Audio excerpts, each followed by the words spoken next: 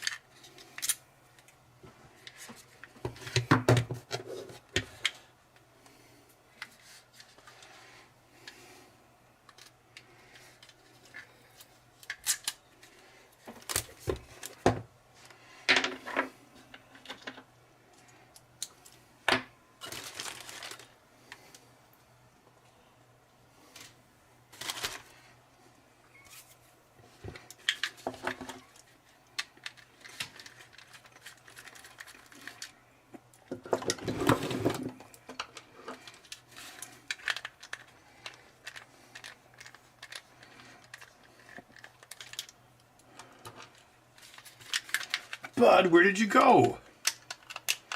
You are the star of the show. I'm Irish. Half.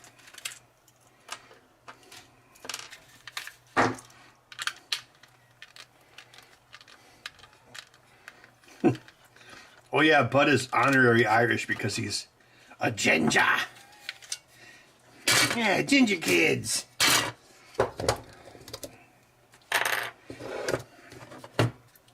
I'm sure they have souls, right?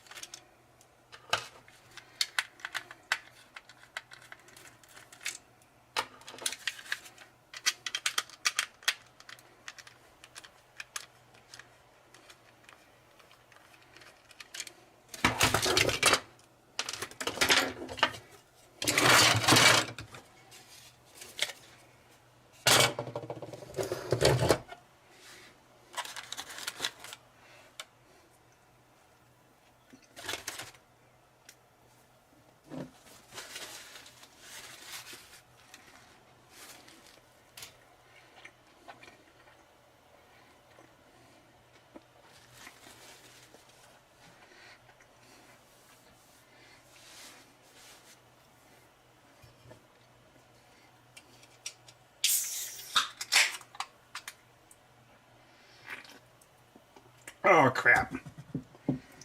Both of my drills are in the garage. I'm going to have to get them.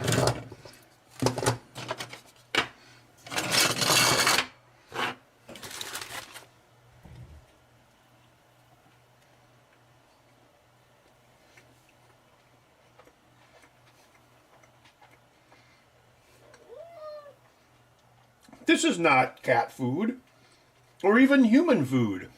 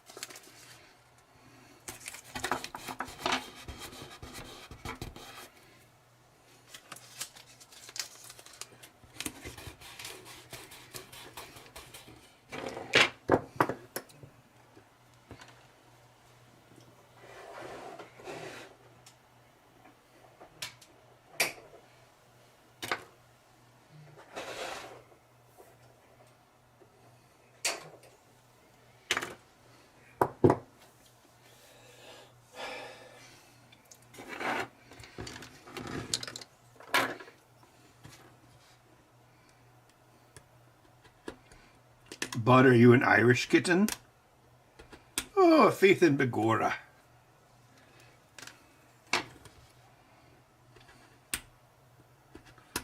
Building 2 righties tonight.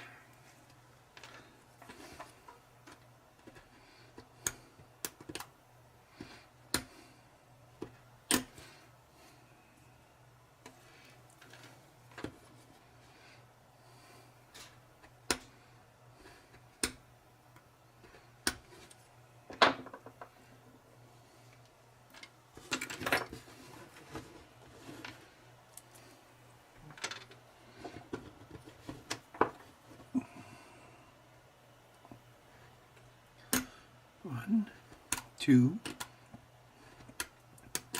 3, 4, 5.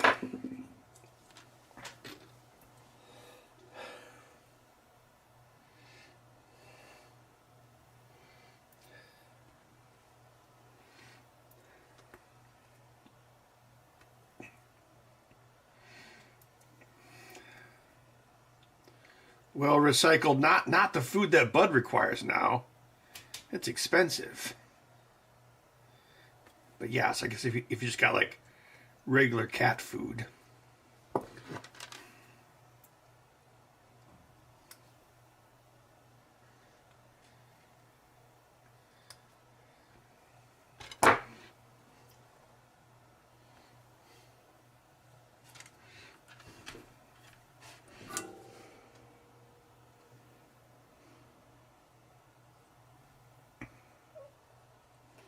What is it, Bud? Are you an orange cat?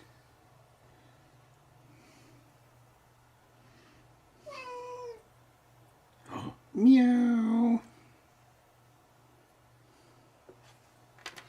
Are orange cats best cats? Cat racism hashtag.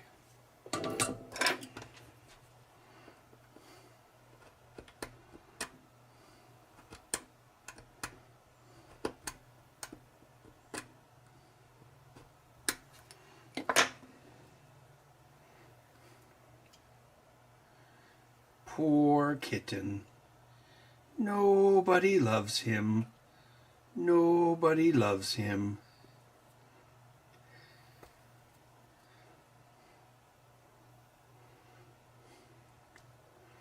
Dual wielding single-handed controllers? Wouldn't that just be one controller?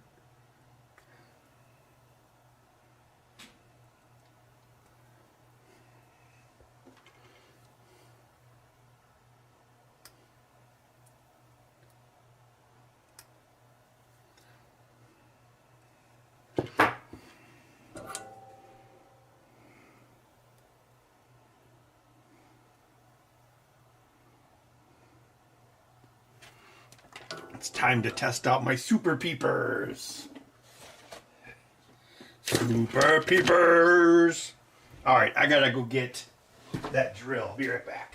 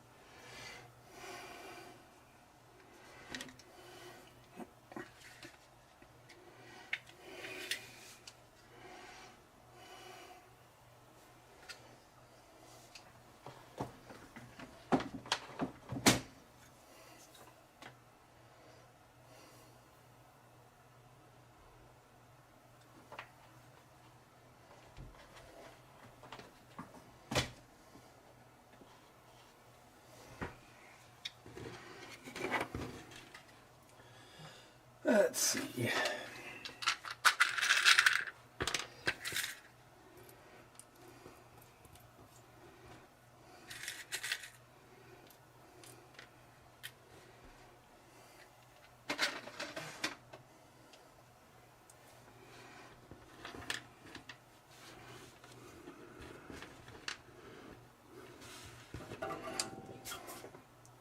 Many magnification, much zoom. Wow.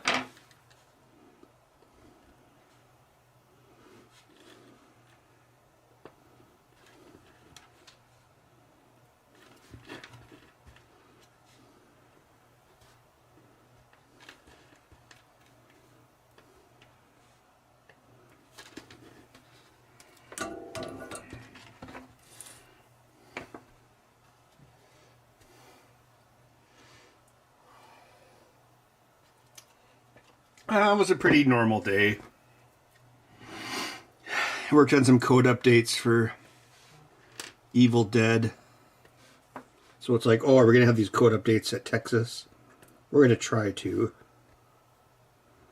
Then I went to the bar for a couple hours, had some green beer, and now I'm here.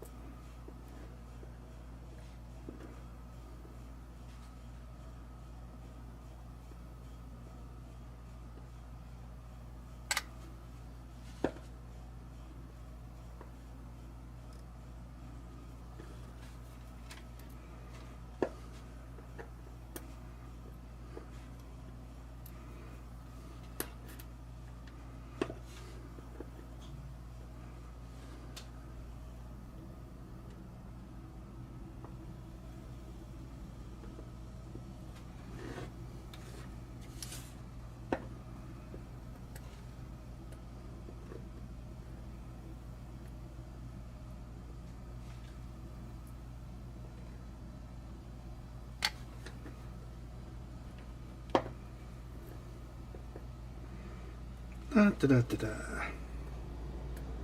Happy little clouds. I hope everyone had a good St. Patrick's Day. Oh, faith in Begura.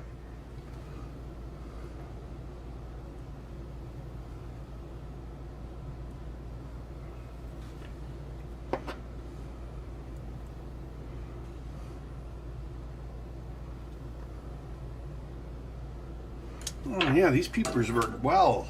Nice. Nice wide-angle lenses. Well, not wide-angle lenses, just wide lenses.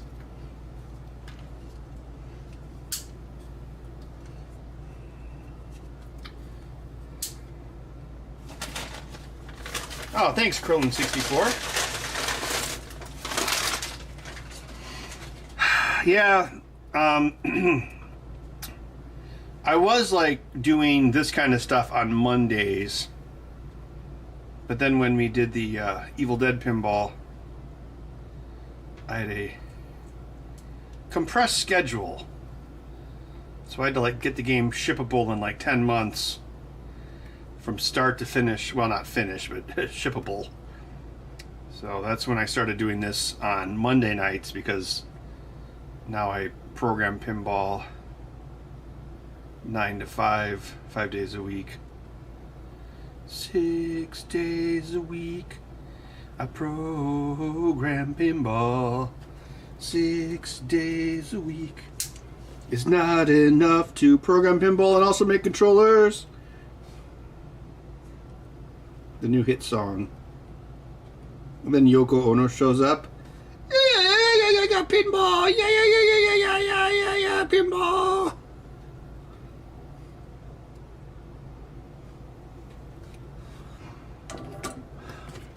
Hey, John, why do you put up with her? She's my soulmate, Paul. Yeah, but she's kind of annoying.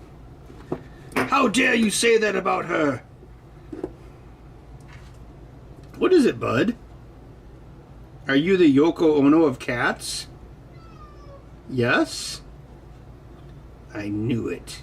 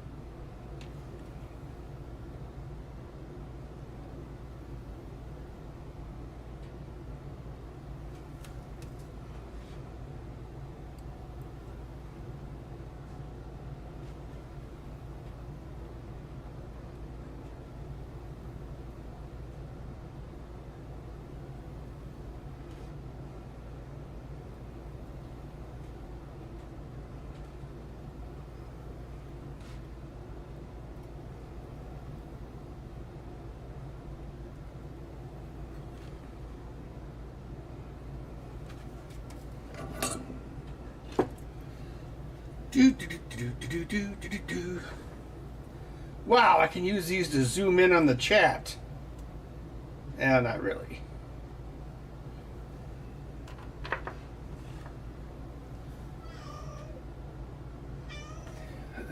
A new hit single with Bud vocals? Bud, are you going to be the new hit single?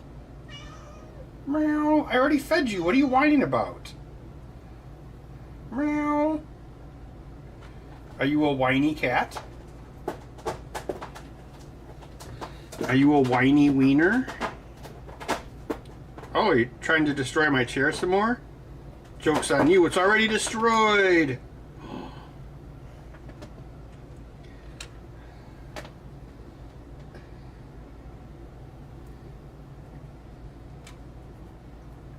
Big Mega Bud. Are you a Mega Bud with a megabyte?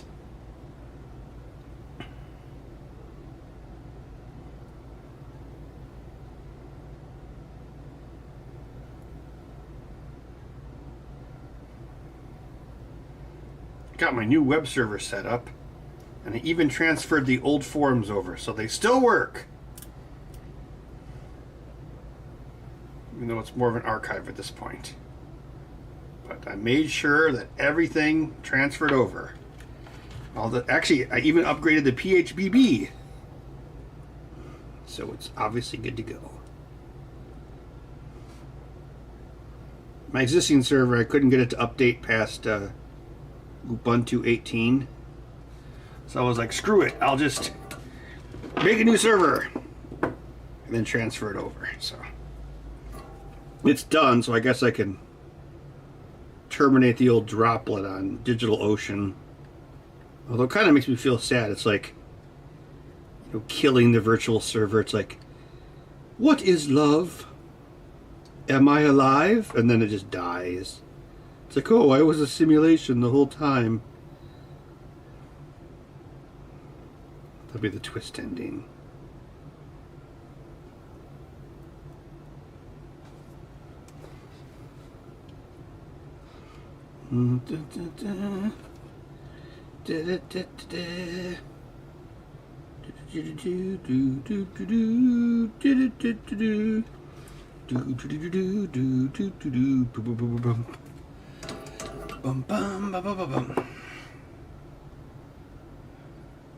Looks acceptable. Bud, what are you doing on the chair? No one can see you there. You are an orange cat. Are you an orange cat?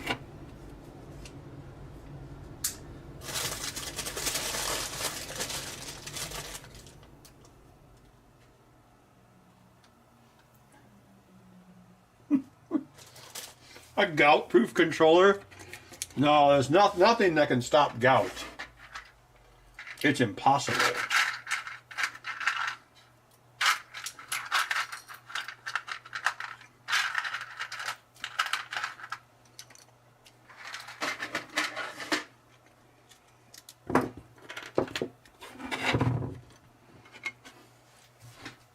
Let's see, I think I have the 2mm. Yep, that's a 2mm.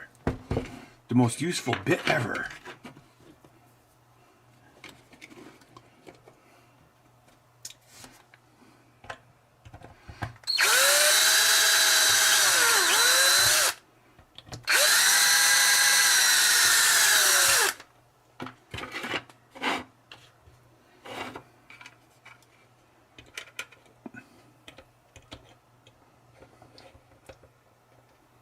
Bud, are you a mega cat? Mega cat. I built Bud a new mega litter box this weekend, but I haven't set it up yet. I put it on the back porch so he can check it out, but I haven't put litter in it yet. I gotta go to Texas this weekend, so maybe I'll do that before I leave, so we can get acclimated to a new giant litter box.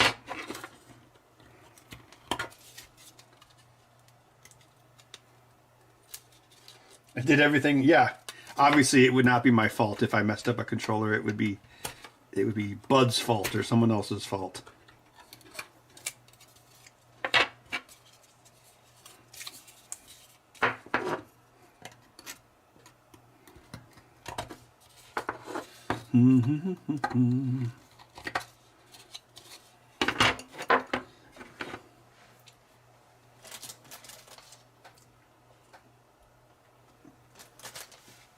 Yep, Bud, are you gonna take a mega poop?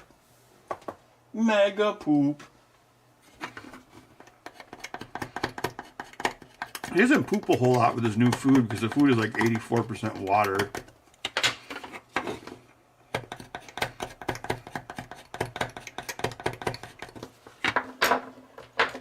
So the pee ball to poop ball ratio in his litter box is very much inclined to pee balls. What is it? Are you a mewing cat? Are you trying to eat my new peepers?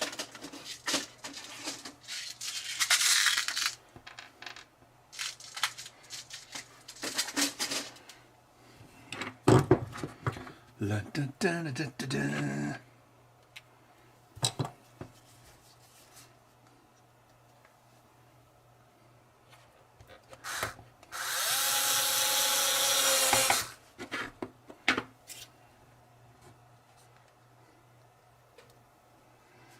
Gridfinity? I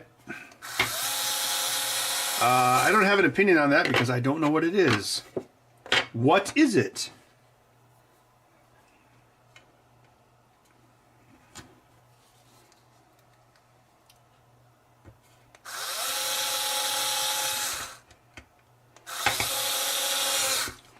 Obviously, the best choice when being drinking beer is to get some salty McDonald's hamburgers. Science.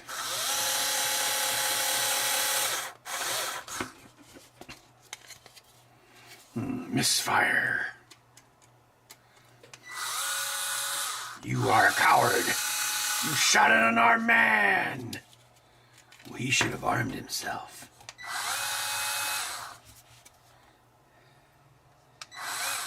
I don't deserve to die of mysterious causes. I was building a house.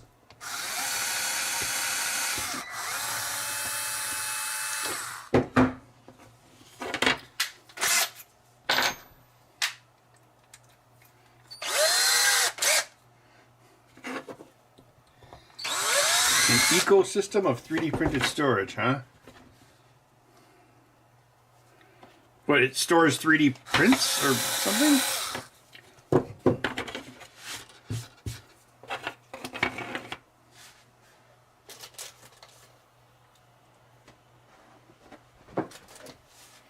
Was there something weird in Gene's will?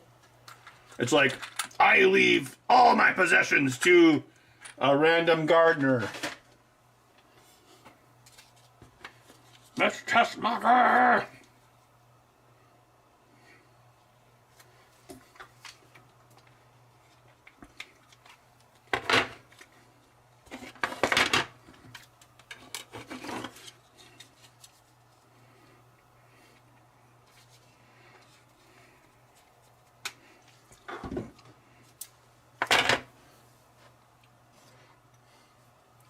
He left everything to his wife, who was also dead. Making McDonald's into U.S. embassies? God. Is that real? You should see the embassies. They're beautiful. And you can get delicious hamburgers I've had the hamburgers. They're amazing. They're the best Embassy hamburgers ever made. If you're in Iran or any other country we're going to blow up, you should go to the McDonald's Embassy. Still working on that impression. I guess I've had many years to practice, but... What? I gave you your food already. I gave you a delicious meal. What? You disagree? Meow. Are you a whiny wimp?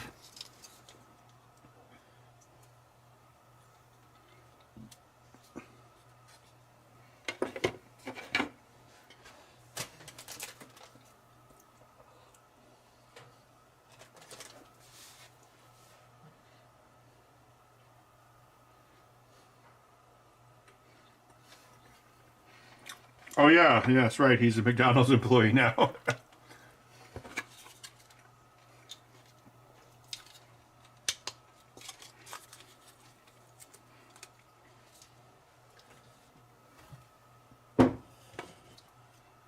The champagne appears.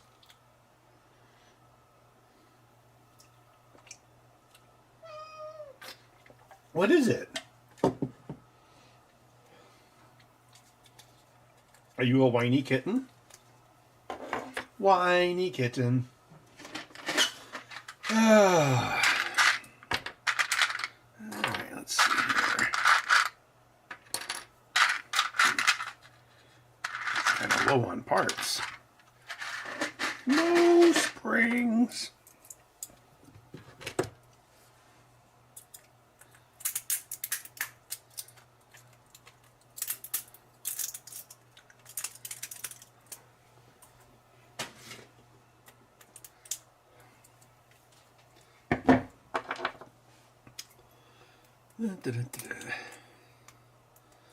So is anyone going to the Texas Pinball Festival this weekend? I am.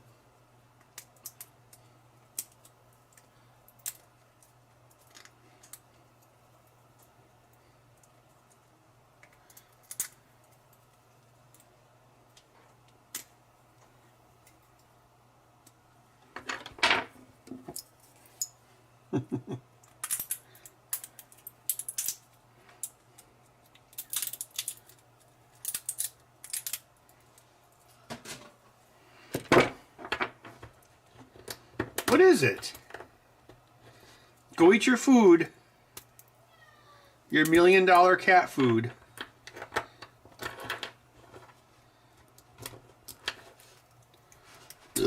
Oh.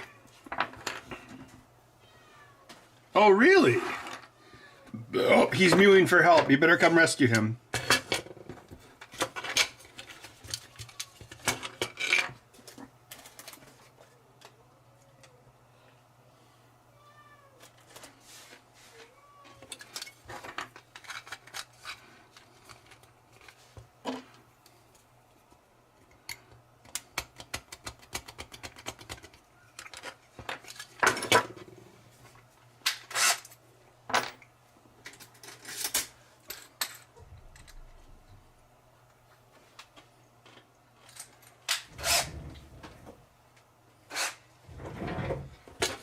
Bud, are you jumping on things you shouldn't jump on? Ah, damn it. Ah! What the hell?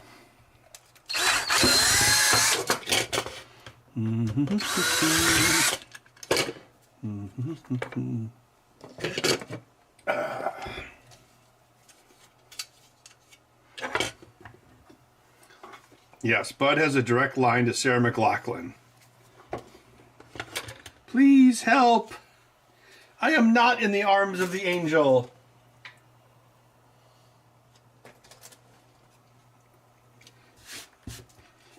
Every year, thousands of buds starve.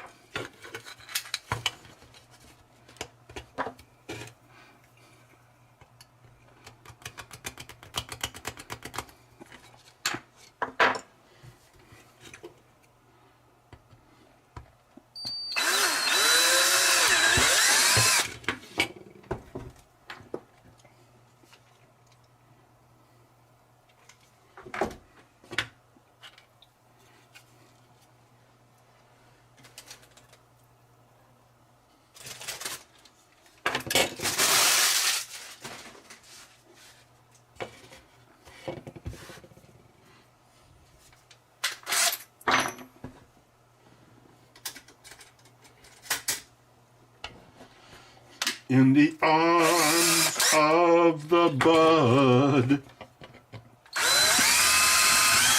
far away from here, in this lonely cold basement.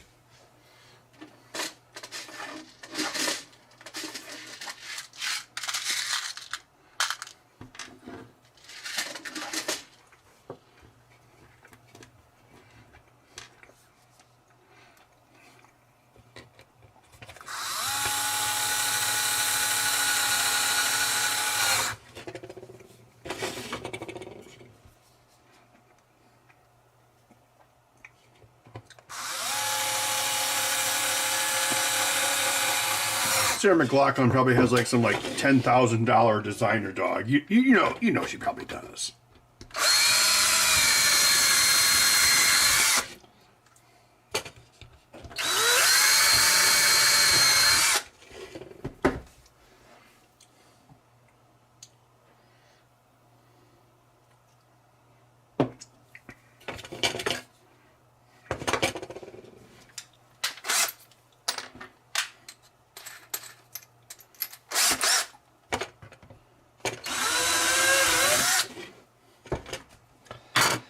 In the arms of the bud.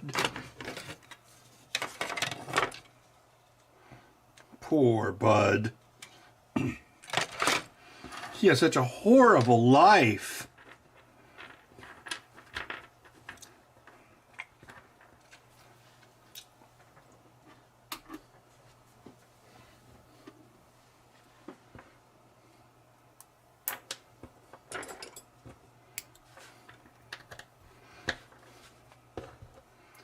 Bud, were you once a Sarah Mclachlan cat?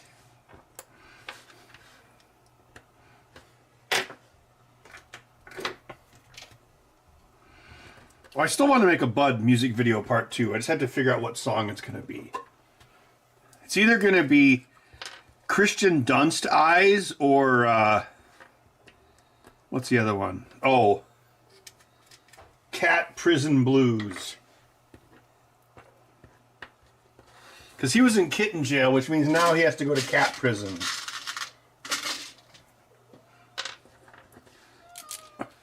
What is it, Bud?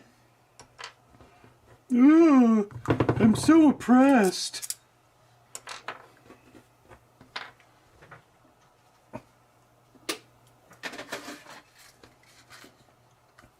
Oh, I gotta go to my tertiary spring bucket.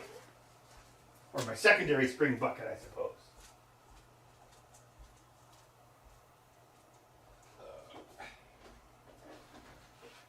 What is it, Bud? Are you sad?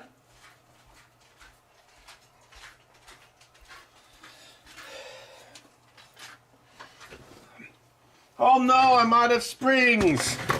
Wrong.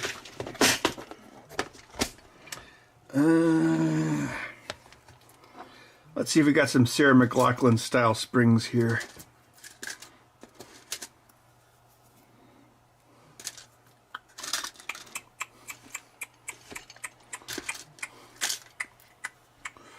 This looks like the spring of a carpenter. Actually not.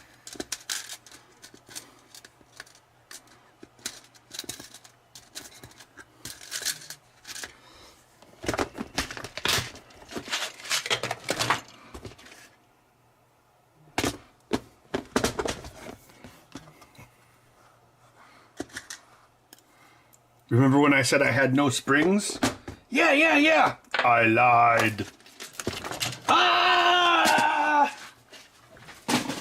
Ice to see you.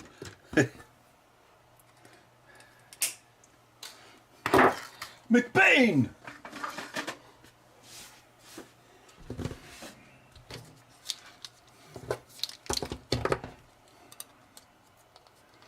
You know, I probably don't need my peepers until we get to the intricate soldering part. I can still do this manually. You mean using my human eyes. Look, I want to see you with my real eyes.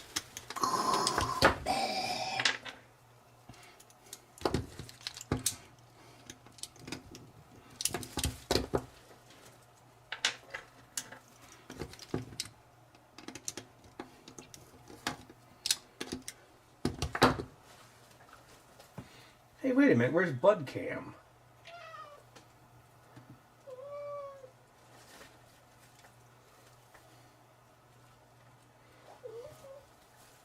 What is it?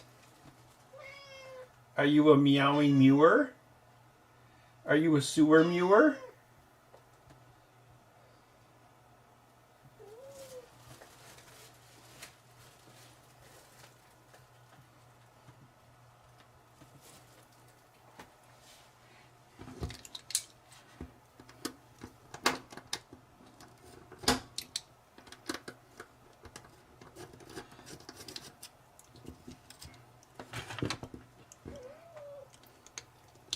What are you whining about?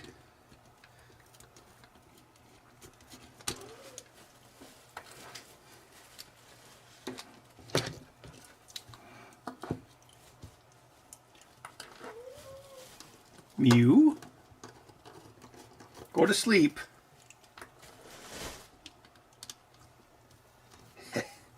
Now, Pony, he'll like that.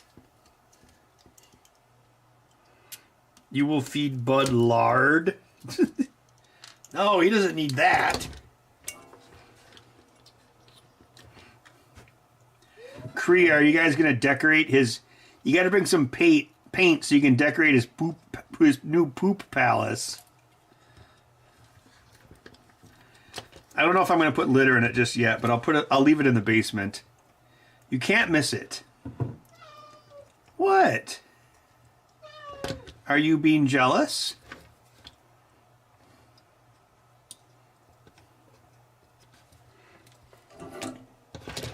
Aw, poor Bud. Nobody loves him. Nobody loves him. He is a Sarah Mclachlan cat.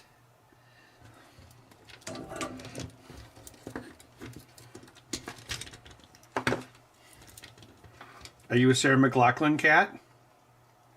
It wasn't alive in the 90s, asshole. I don't know what that means.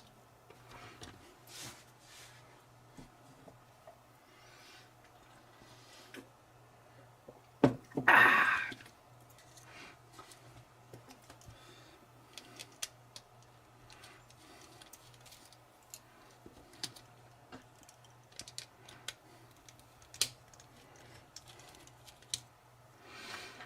Yeah, and I'm looking forward to spending a few days away from Bud. You hear that, Bud? We don't need ya! Go away! I want you to go shoot that old yellow cat. Are you an old yellow cat?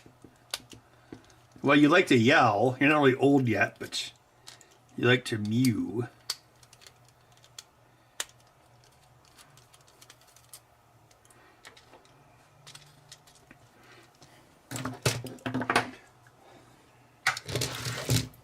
Let's get this cat out onto a train.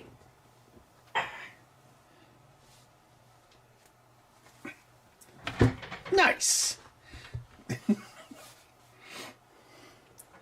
Time to dissect the cat. Where are you going? You can't go over there. You think you can go over there? Well, I guess you can.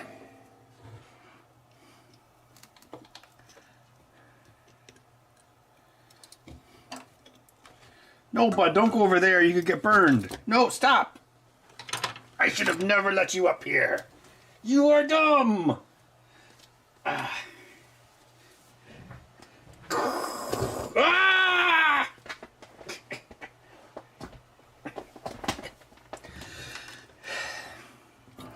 According to my niece, Bud is dumb. That is her opinion. I'm not sure if it's true or not.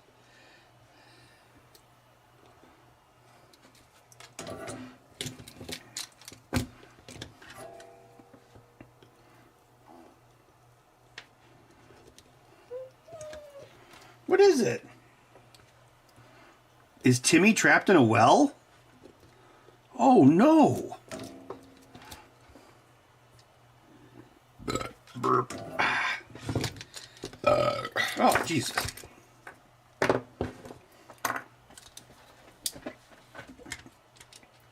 Bud will get wiser. Oh, I get it.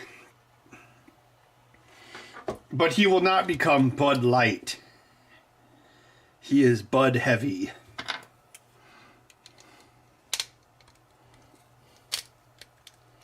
Bud is dumb. No, I don't think he needs a buddy. That would just be more noise. Bud at least is like sleeps all night. So if I got another cat, they might become like 3 a.m. terrorists. What?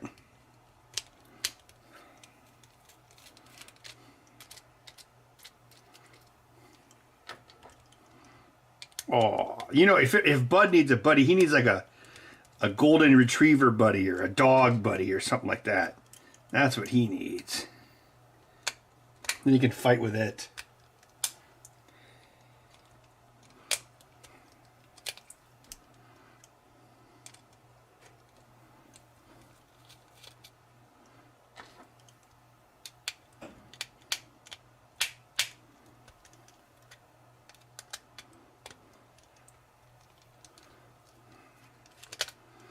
Either they changed these screws or my bits are wearing out.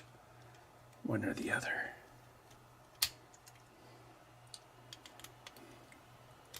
Four cats. Ugh.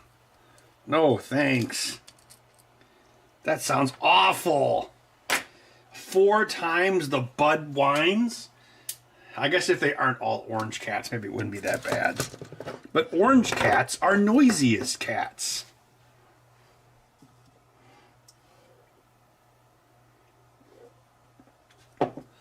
Well, there's a stray cat that's in the backyard sometimes.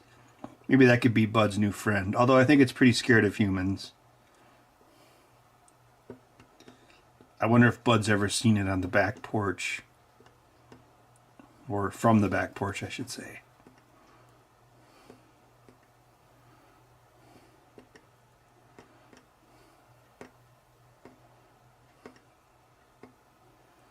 Bud, were you once a scrawny stray? And now you are a giant loaf.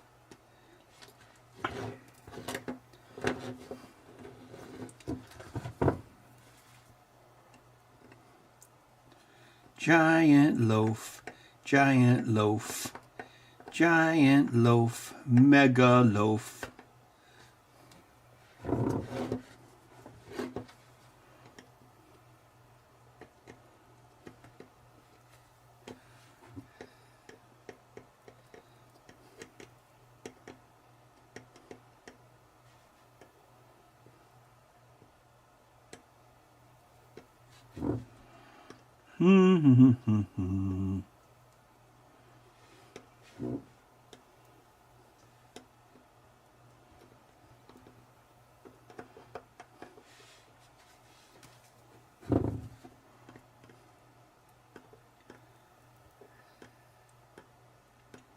Yeah, MGC is in, what, 2.5 weeks?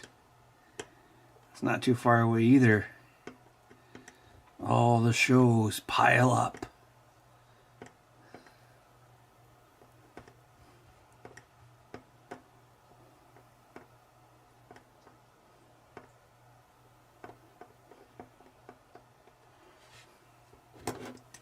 Like tears in rain. Time to fly.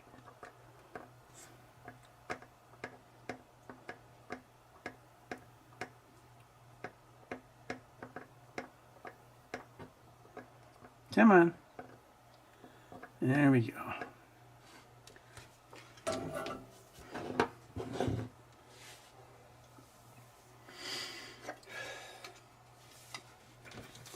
Bud, are you a giant mega cat?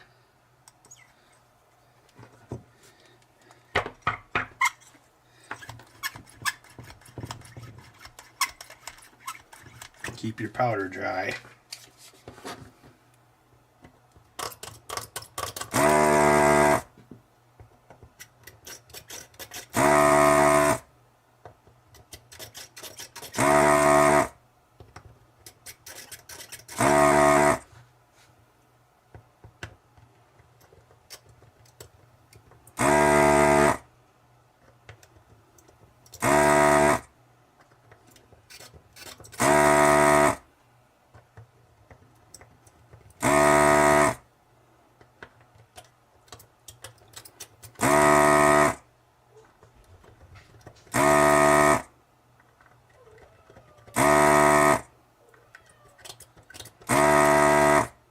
What are you doing over there?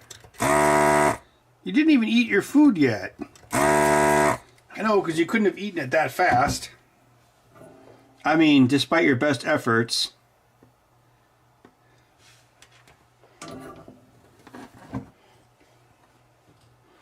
The Autobuds? Oh, God, yeah. Autobuds, roll out. Mew, mew, mew, mew, mew, mew. Megatron, is that you? Here's a hint. I nominate myself as the new leader. Coronation Star Scream. This is bad comedy. Who the hell are you? Here's a hint.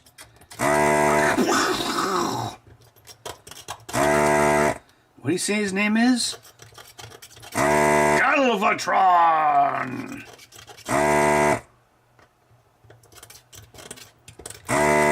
Why did his voice change?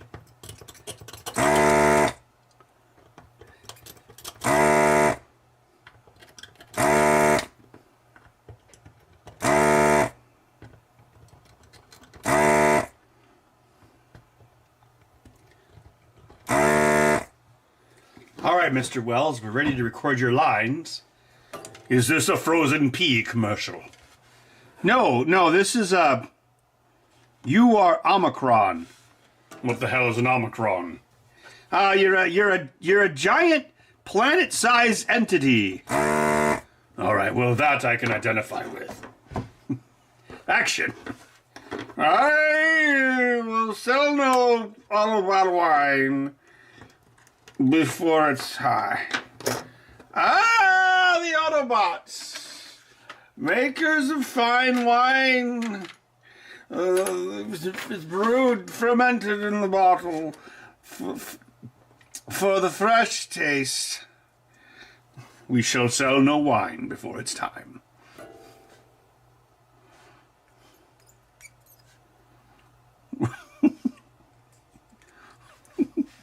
Rosebud. Brand frozen peas filled with good penis. Oh, this is stupid. Who am I kidding? I need the money.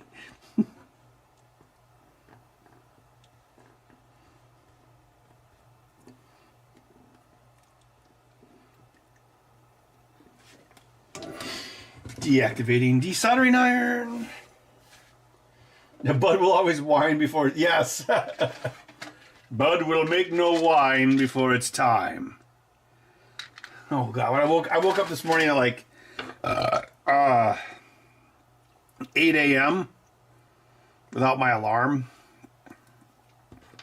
So he was like being a good boy. He was like laying on the bed all night. But then like at 8 p.m. I like roll over and he jumps off the bed and then immediately meow, meow, meow, meow. It's like, oh God. I mean, I guess it's better than doing that at 5:30 a.m., which he's also done in the past. Still, it's like, oh man, we're so close.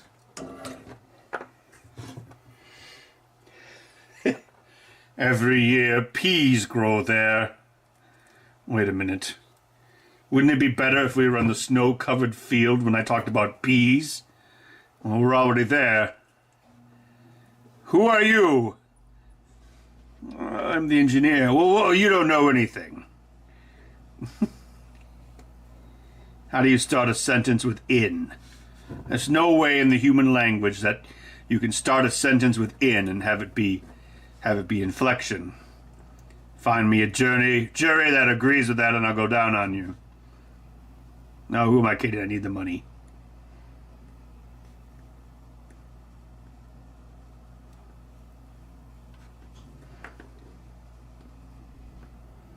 In stories I've already told for 800, Alex. Trebek. I think I was watching like Orson Welles outtakes or something. And I came across this podcast, like Jim Cummings has a podcast Jim Cummings was like voiced like every other character in Disney shows and movies, and he tells the story because in Animaniacs they did a parody of the commercial. Like they have Brain record a commercial, like the Orson Welles commercial, and apparently the backstory behind that is the guy who did the voice of Brain, Morris LaMarche, was constantly just quoting Orson Welles no matter what, and they would like be recording in the studio and they'd have to wait for him to do a bunch of Orson Welles impressions. So they decided to just write that scene into the show so he would just get it out of his system. So that's why that exists. But yeah. Yeah, it's an interesting podcast.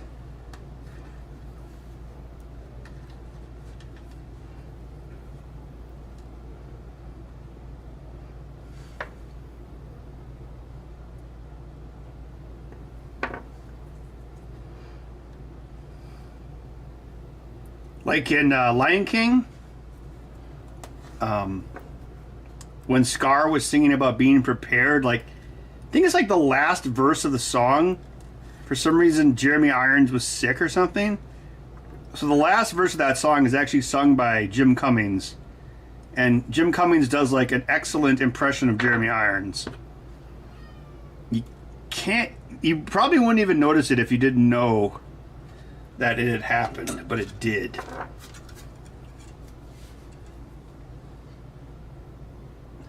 Yep, he was the voice of, yeah, because they had in Ed Wood, Vincent D'Onofrio was the actor playing Orson Welles, but then the voice was Morris LaMarche. Yep. What are you working on, Mr. Wells?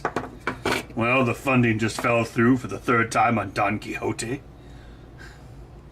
You know, I've had people re-edit my entire movies on me. I hate when that happens. You never know who's a money bag and who's got the goods. They want Charlton Heston to play a Mexican. Ed, don't spend your life making someone else's dreams. That is my favorite movie. It's really funny, but it's also really sad.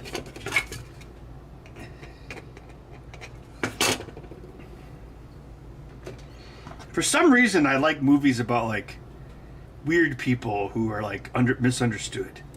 Like Amadeus is also one of my top favorite movies, which is in a lot of ways like Ed Wood, except for Amadeus was actually talented.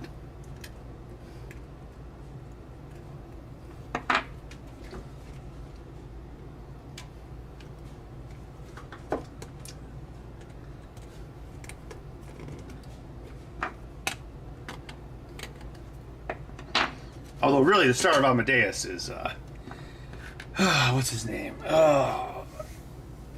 F. Murray Abraham, Salieri. This movie's not really... The movie's really more about him than it is about Amadeus.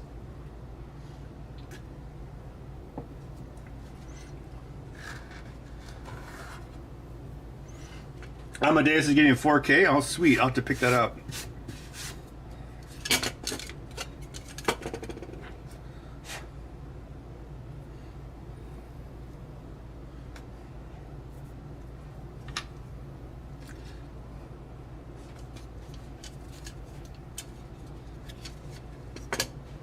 Yeah, I think mine is just the Blu-ray.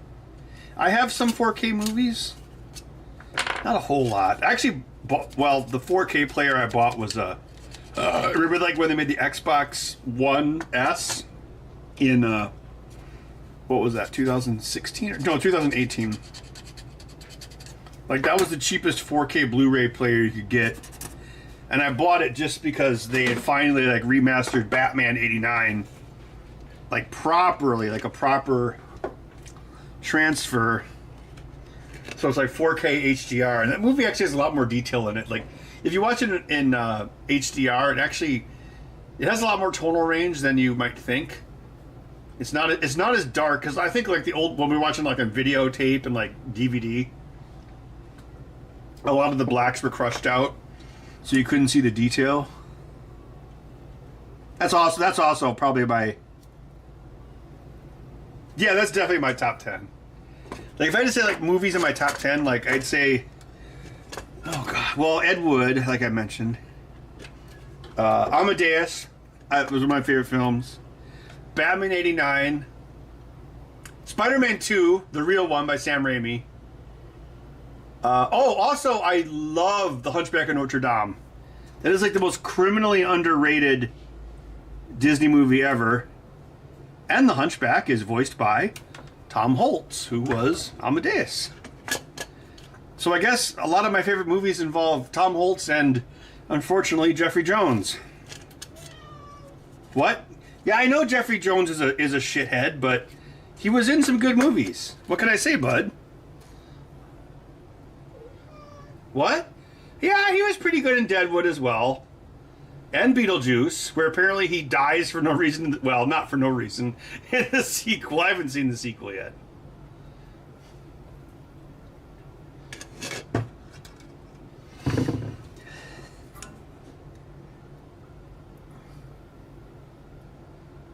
Yeah, Batman 89 is a movie that I've, like, watched continuously over the years, and I mean, it's as a movie, like, plot-wise, it's pretty dumb, but what I love about it is it's such a movie, if that makes any sense.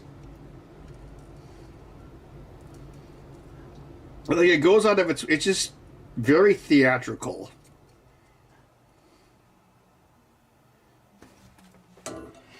And of course, I remember, like, the summer that came out, and, like, everything was just, like, Batman logos everywhere. That was, like, the most hype movie ever. But I think it was well, again, I wouldn't say it's a good movie, but I really like it. Bud, stop destroying that 2x2. Bud, stop. Stop. You've destroyed that 2x2 enough. She's been made over with my new aesthetic. But I'm going to turn you into a living work of art if you don't be careful.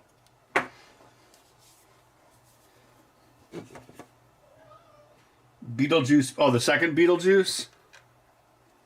Yeah, I mean, I don't know. I'm not like a big Beetlejuice fan, so it's not like I felt like I needed... I mean, I like Winona Ryder, but yeah, I don't know. I didn't need to see it. Bud, stop. Stop. Stop that. Come over here and go to sleep on your bed of garbage, like Newt in Aliens.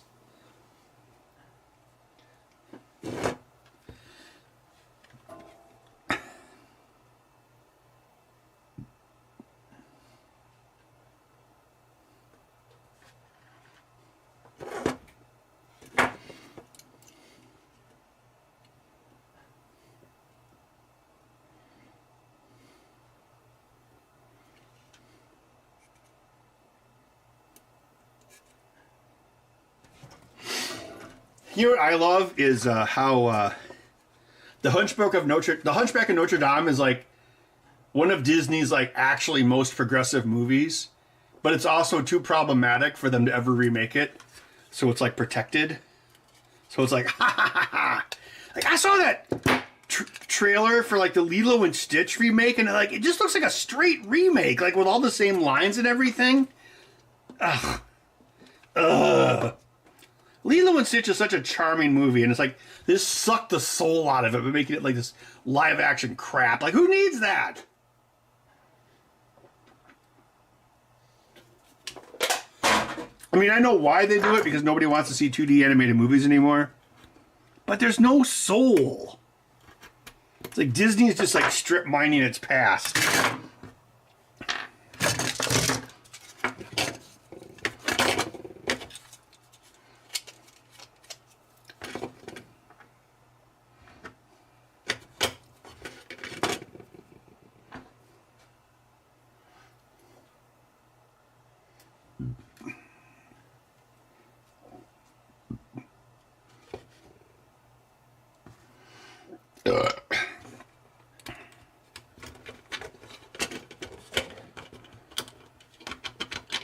That spring's a little too strong. Yeah, Stitch does have the same voice. The voice of Stitch was Chris Sanders, the director of Lilo and Stitch. Also the director of The Wild Robot. So they're probably like, Hey, could you take a break from making this wild robot movie and come back over to Disney and, you know, just yell into a microphone? I'll do that for money.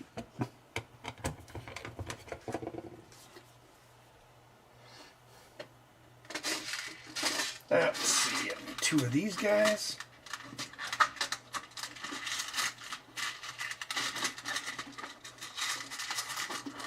You know, okay, if I was the CEO of Disney, well, I guess I'd be evil then, but if I was the CEO of Disney, I would remake a live-action version of Atlantis: The Lost Empire. I would drive over to Guillermo del Toro's house and say, Mr. Del Toro, how many dump trucks of money would you like to make this movie? That would be perfect. Or like maybe like let him make in the Mountains of Madness as a payment to do a live-action version of Atlantis: The Lost Empire. Because there's also a byline there, because Atlantis: The Lost Empire had Mike Mignola as a design consultant on it. Mike Mignola also was the creator of Hellboy. So there's even a byline there. That would be awesome.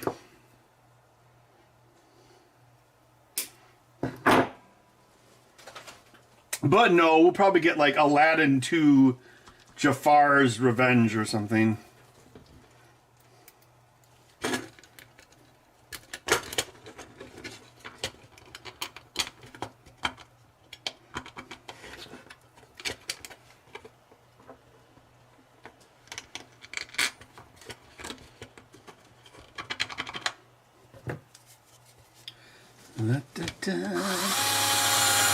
Oh, you know another movie that Disney owns now that should have been live action instead of animated was Titan AE. The Don Bluth film at Fox. Like, what was that, 25 years ago? Apparently that actually was being developed as a live action film, but then for some reason they had Don Bluth animate it. Because it'd be cheaper, I don't know. They could be, you know, they could have an interesting concept there, you know, like with Earth being destroyed and all the humans becoming refugees, and you know, you could like do some social parables with that. But no, we'll get Cinderella 3 Leprechaun in the Hood instead.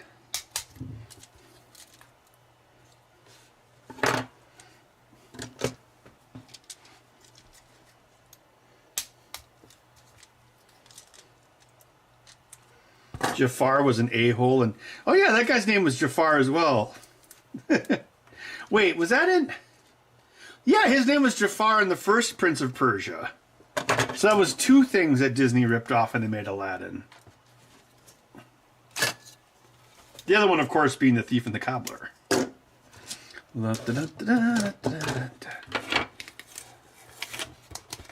Oh yeah, because in the beginning of that game, he's like, what is it, like, he's going to make the princess marry him in 1 hour, and then that's how long you have to escape the dungeon.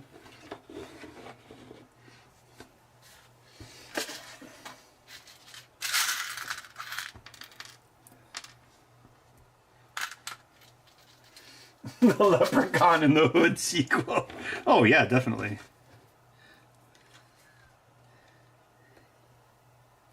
Wasn't Ice-T in that?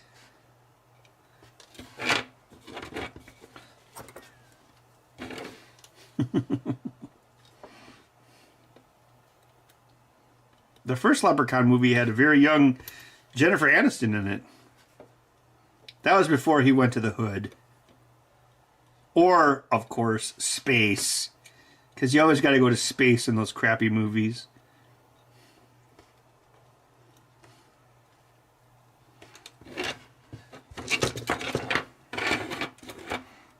Maybe my golden space.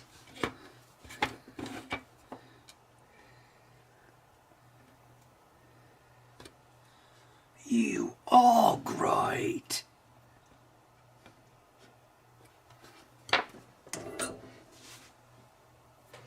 Pretty nose job, Jennifer Aniston. I will give her back her old nose.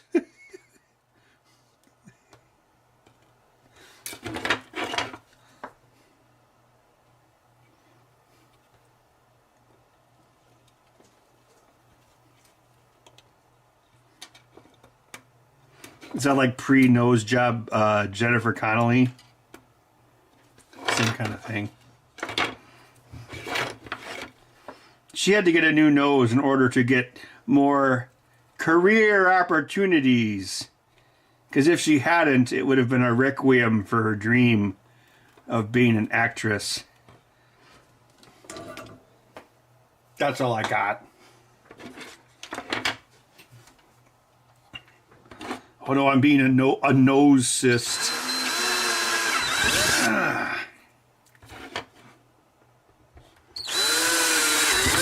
There we go.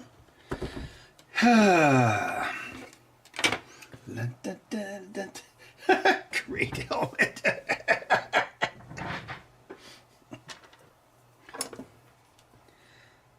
This is an unlisted wall. God, I sure hope they don't make a sequel to that. They said they would, but just don't. Too many people are dead. Well, Mel Brooks is somehow still alive, but...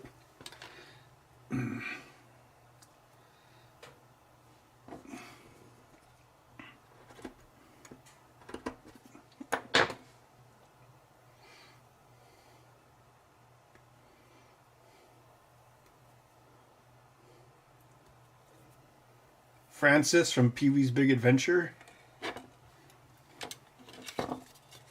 Yeah, wasn't the first Leprechaun, it was like, they were like at some summer house or something, and then there was a leprechaun, and yeah.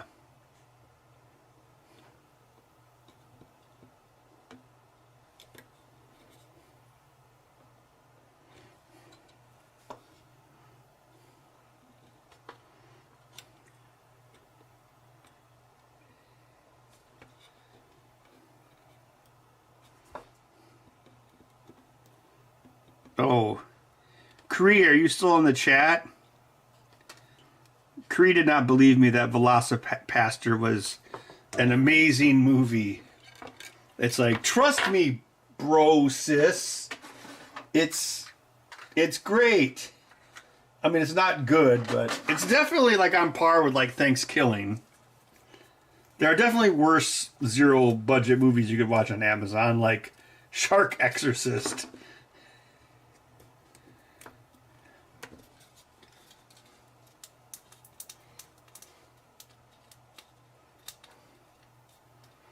Alexa, how old is Mel Brooks?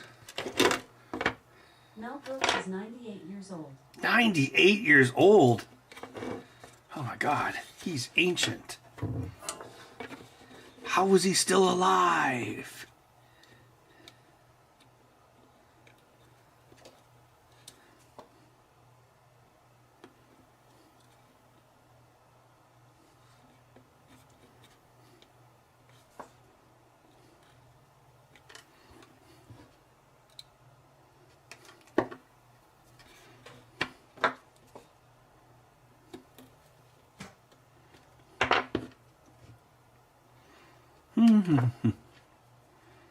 I should call this stream Ben Sodders and talks about movies. That's always what it devolves into, or evolves into. No, I think it was like a shark that was possessed by a demon. I think I actually watched it, but it was so bad I don't remember any of it. But I've actually watched Velocipastor twice. Because once you get to the end and you see the Velocipastor in all his glory, and he's like just this guy running around in a Velociraptor costume, it's so awful, it's just hilarious. And the people who made it obviously don't know the difference between a pastor and a priest, because he's like, no, I can't have sex with you.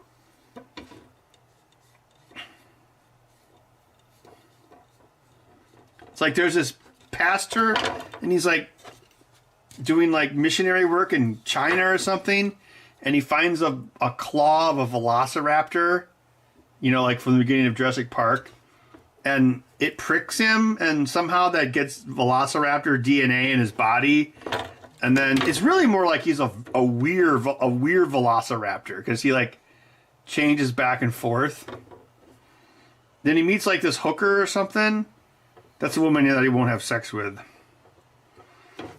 And it's really dumb, but it's actually pretty funny. I mean, pretty entertainingly awful.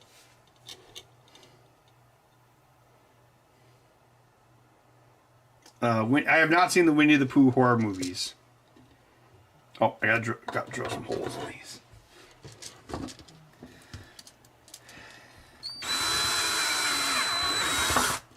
Well, I suppose they're probably going to make a Steamboat Willie horror movie pretty soon.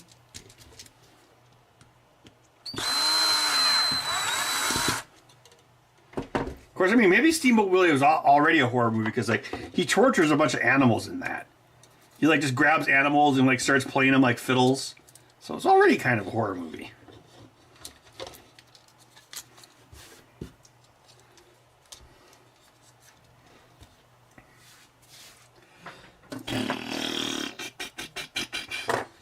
Okay, this is a righty, so we gotta go this way.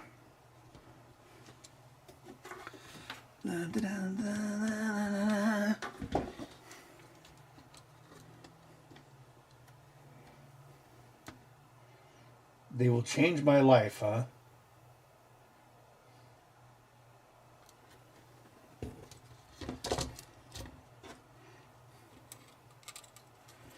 Bud, are you a Velocipastor?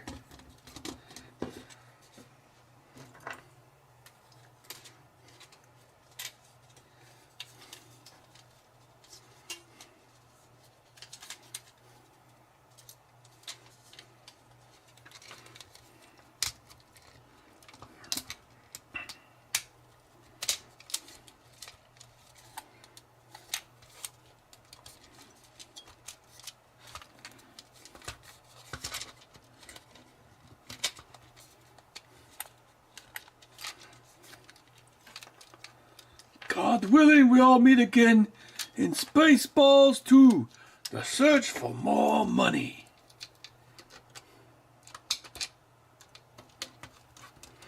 Oh, they'll probably make, like, Seth Green, like, barf.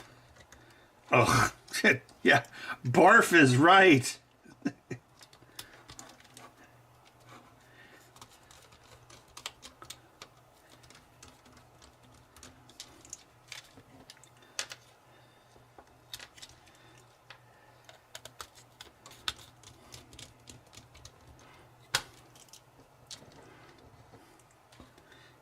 They could probably, that probably would work, actually.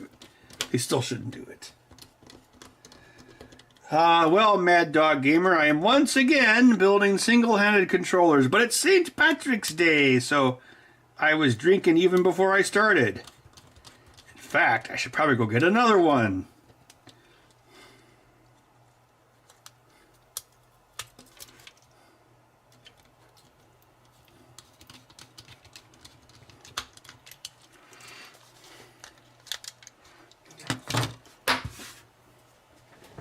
Velocipastor. Are you a Velocikitten? Murder cat.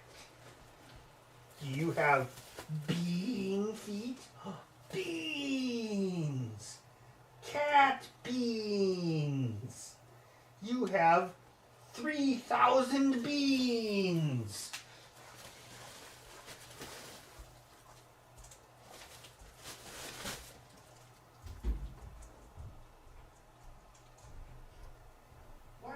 Following me.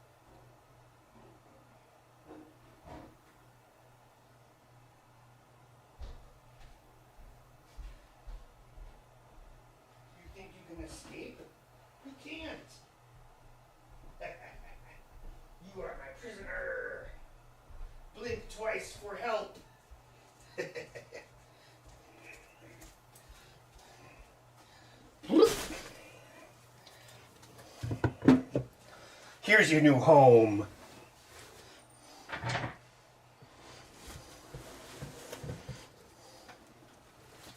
Your job is to be cute, and that is all.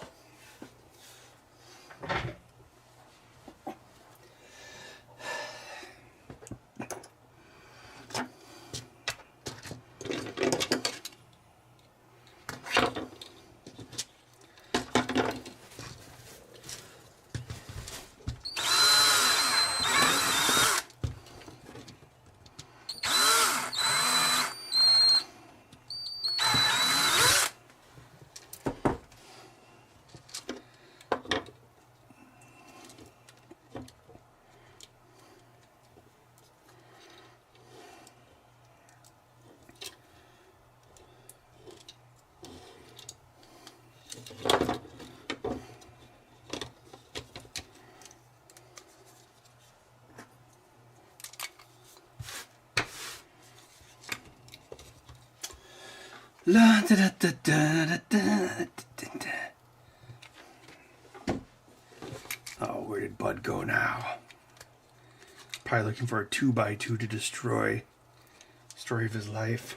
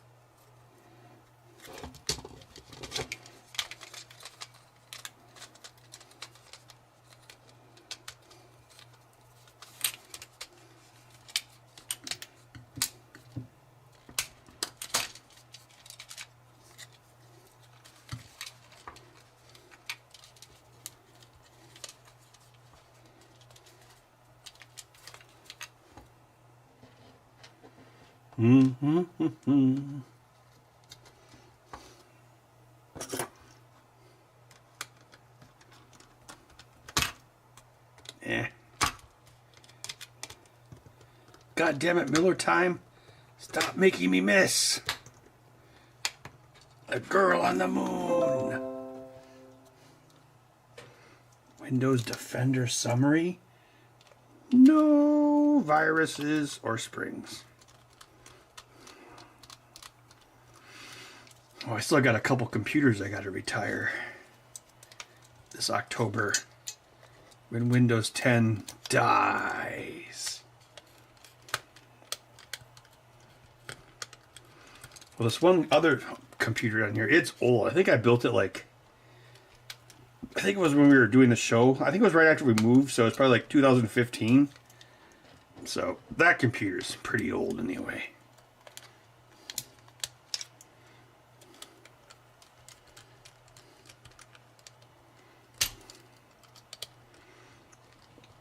Yeah, these have slightly changed. It's like this one's slightly too big, but my other one, which I used to use for these, is slightly too small. Damn you, Microsoft.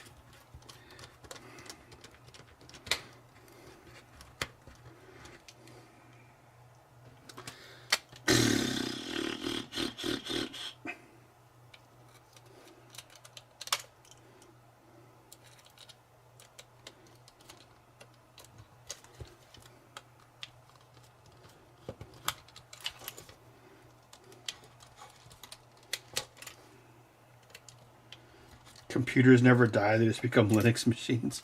Yeah. They all evolve into crabs. Yeah, that one's too small. What the heck? Ugh. Well, I have had this iFixit kit for a very long time. Maybe it's just wearing out.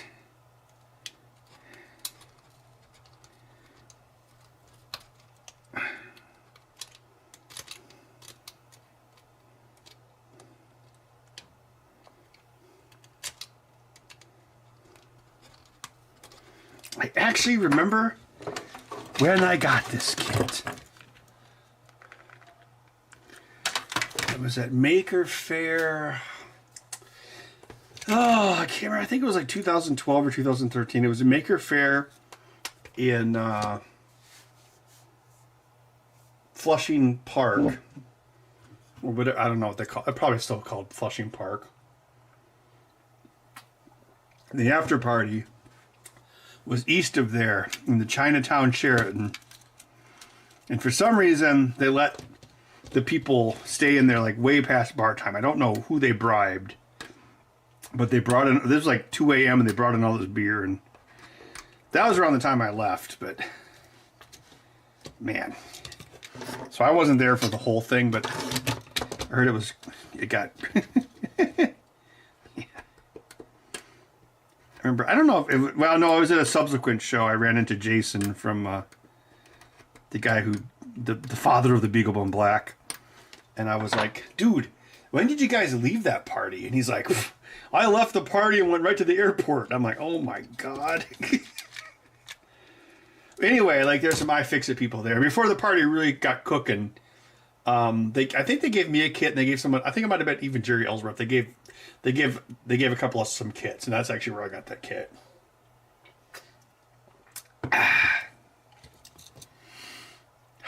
Yes. Oh, those crazy stories. And they all involve drinking. Networking,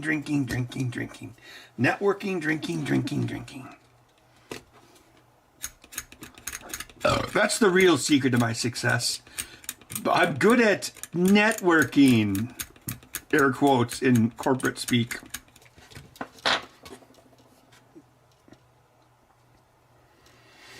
All right, super peeper time.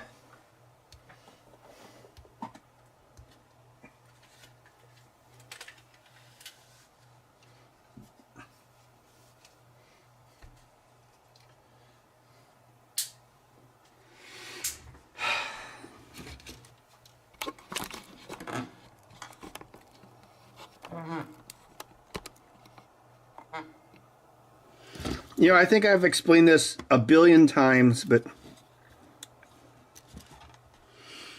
I still use, well, especially now with like this pinball stuff, it's like I use Adobe all the time.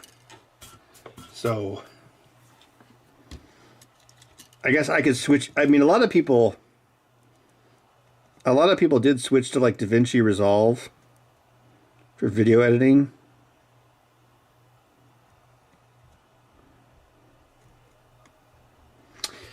So at least now I would need to, yeah, I have to be, and I'm not going to get a Mac either because that's a whole nother bag of ass. That's just the other side of a counterfeit coin. Also, screw Macs. Macs are for people who don't know how computers work. Well, I know a lot of developers like Macs, but... You know when I realized what Mac was? It was like, this was probably like many years ago. I was at an airport and I started noticing all these people had phone cases, but the phone cases all had a hole in the back so other people could see the Apple logo. And I was like, oh, it's a fashion accessory. And then I was watching an iJustine video. And she was like, oh, look at all the new colors of iPhones. And I'm like, yep, it's a fashion accessory. Which one is it? Up above?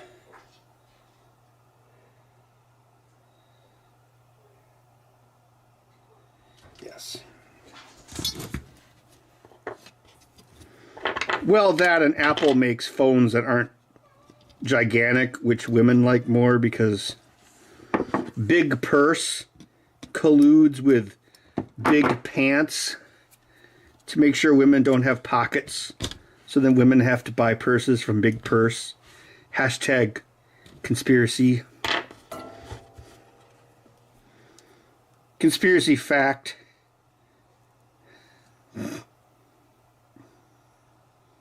You don't want pants. That's what men wear. That would have been like a 1960s commercial.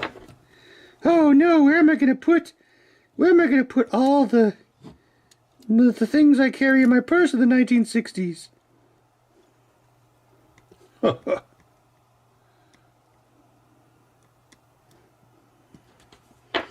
Why get pants when you could just have a bigger purse?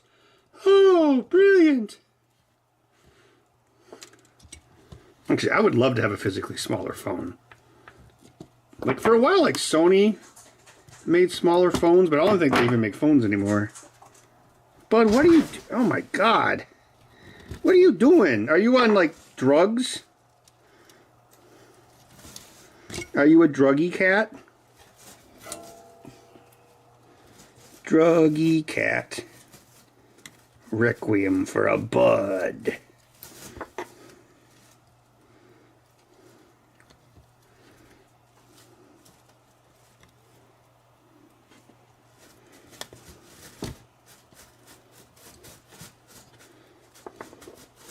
Super peepers. Yeah, they work out pretty well.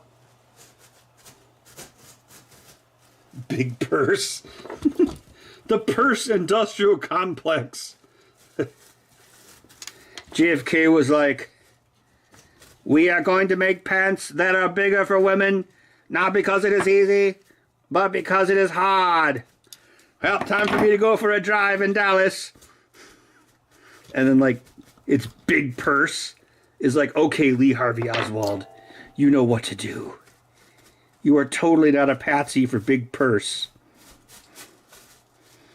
And then Jack Ruby was like, man, I wish I could afford a purse for my wife, but I'm broke because I'm not a main man and I'm not a made man in the mob. And then Big Purse is like, you do this one job for us, your wife will never have to buy a purse again. I'll do it. There, I figured out all the conspiracies. All right, YouTube, put a banner of truth below this video. JFK was totally killed by one person acting alone.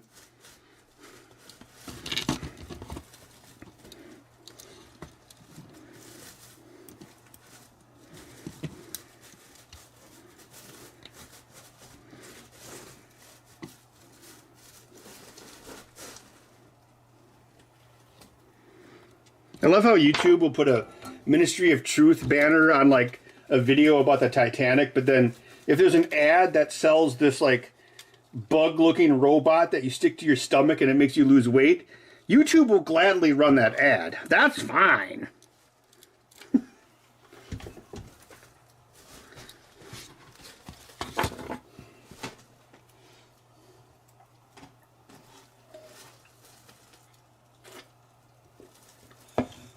JFK files tomorrow? Yeah, right.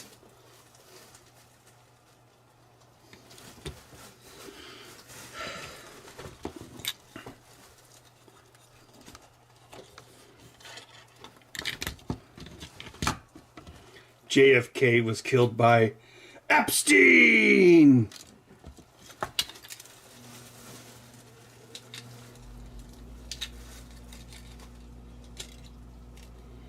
Okay, let's see if I can get a banner of truth for real. They're never going to release those files because it's all blackmail. And they're not going to burn those assets, to use an intelligence agency word. But in 50 years, when everyone on that list is dead, then our grandkids will probably be like, who the heck is insert actor here? I don't know. Probably, I don't know who it was. Who cares?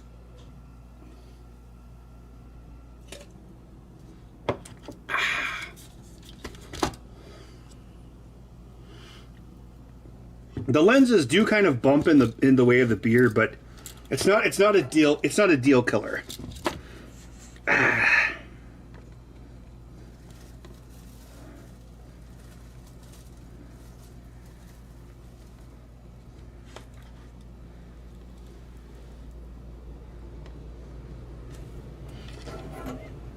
As if the government doesn't know who killed JFK. Because it was them. Oh, did you get that, YouTube?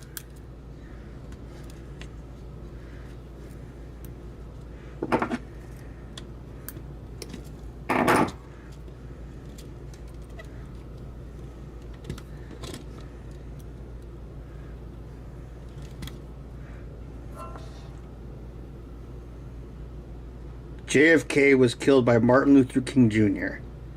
There, they covered all the bases. Like, I've got it.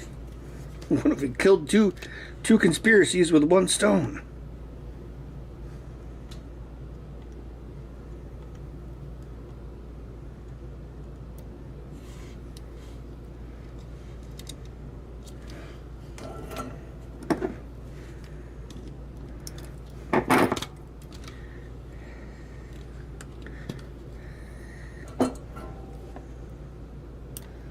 It's really unfortunate that my former boss, JFK, is dead.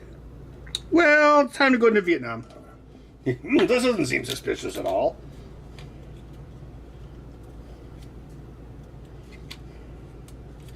All right. First one done. The super peepers. Bring them out of the way.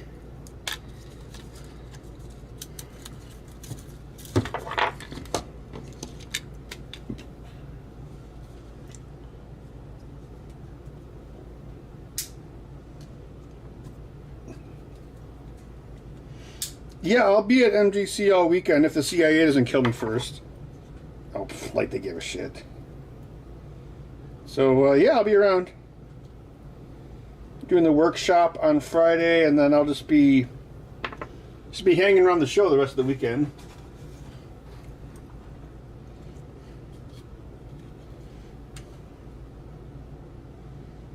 Probably hang out in the spooky booth since they'll have the new Evil Dead game there too. Course.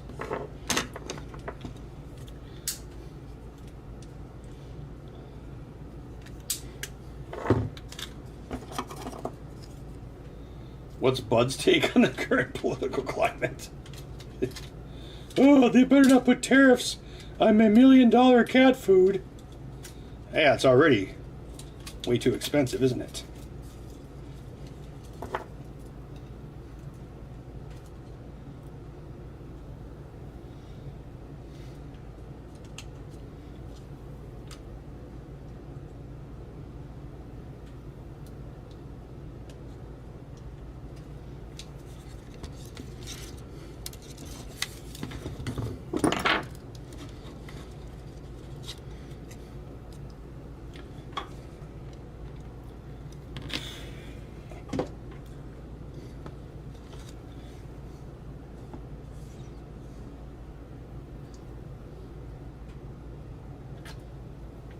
Oh no, not black Suburbans.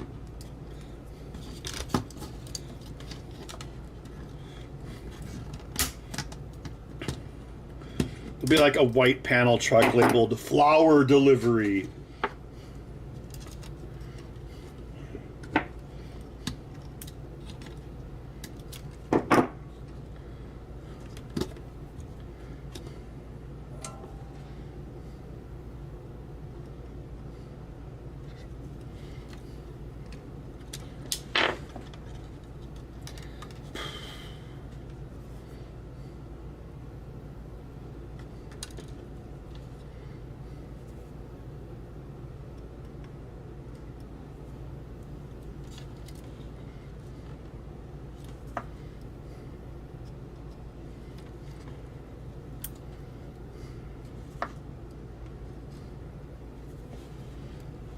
Bud, are you a CIA cutout?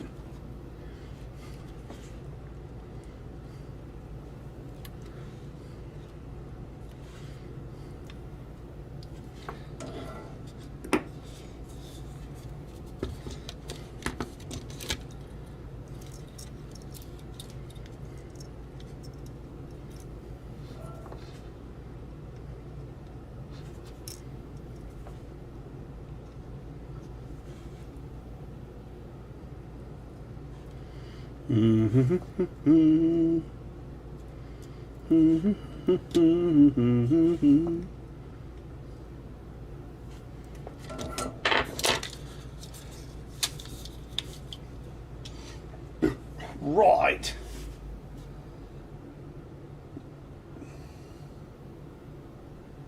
Oh, Bubba Hotep is actually a pretty good movie.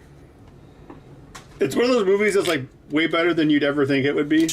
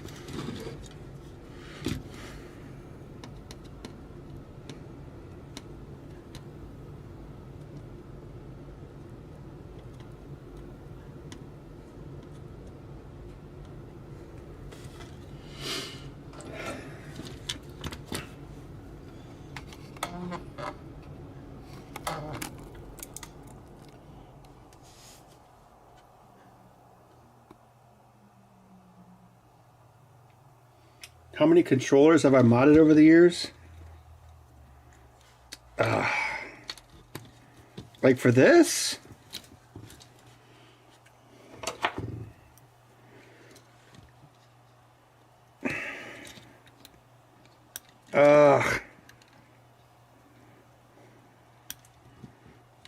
Gosh. I don't know, maybe like 500. Done quite a few. I mean, I just did my taxes, so I know exactly how many I did in 2024. And it's like down because of like, if I had to assume like Xbox doesn't really sell that great and the economy's down, but like, I know like in 2020 was like the highest year of sales I ever had. That was like,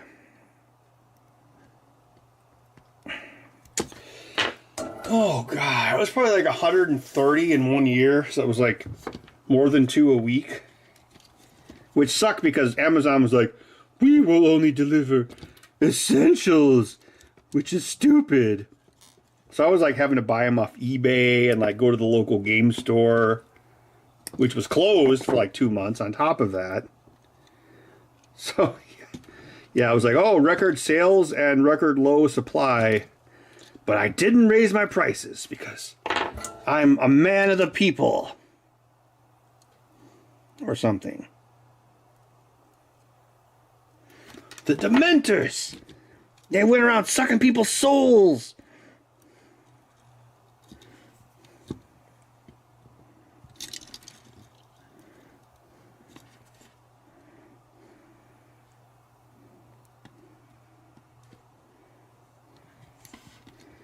But yeah, I would say on average probably like,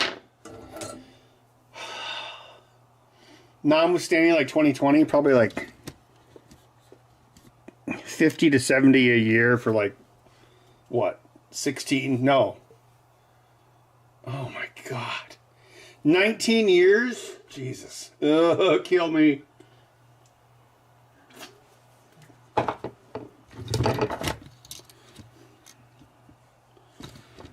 If I could put time in a bottle, first thing that I'd want to do. Oh yeah, I can see everything with these super peepers.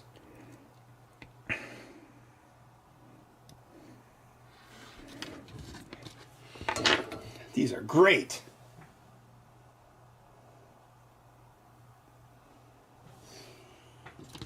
Yeah, I noticed Microsoft did raise the price on that.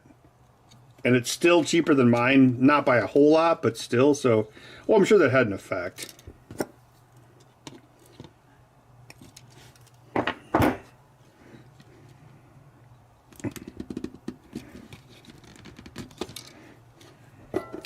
But yeah, quite a few. It's kind of insane.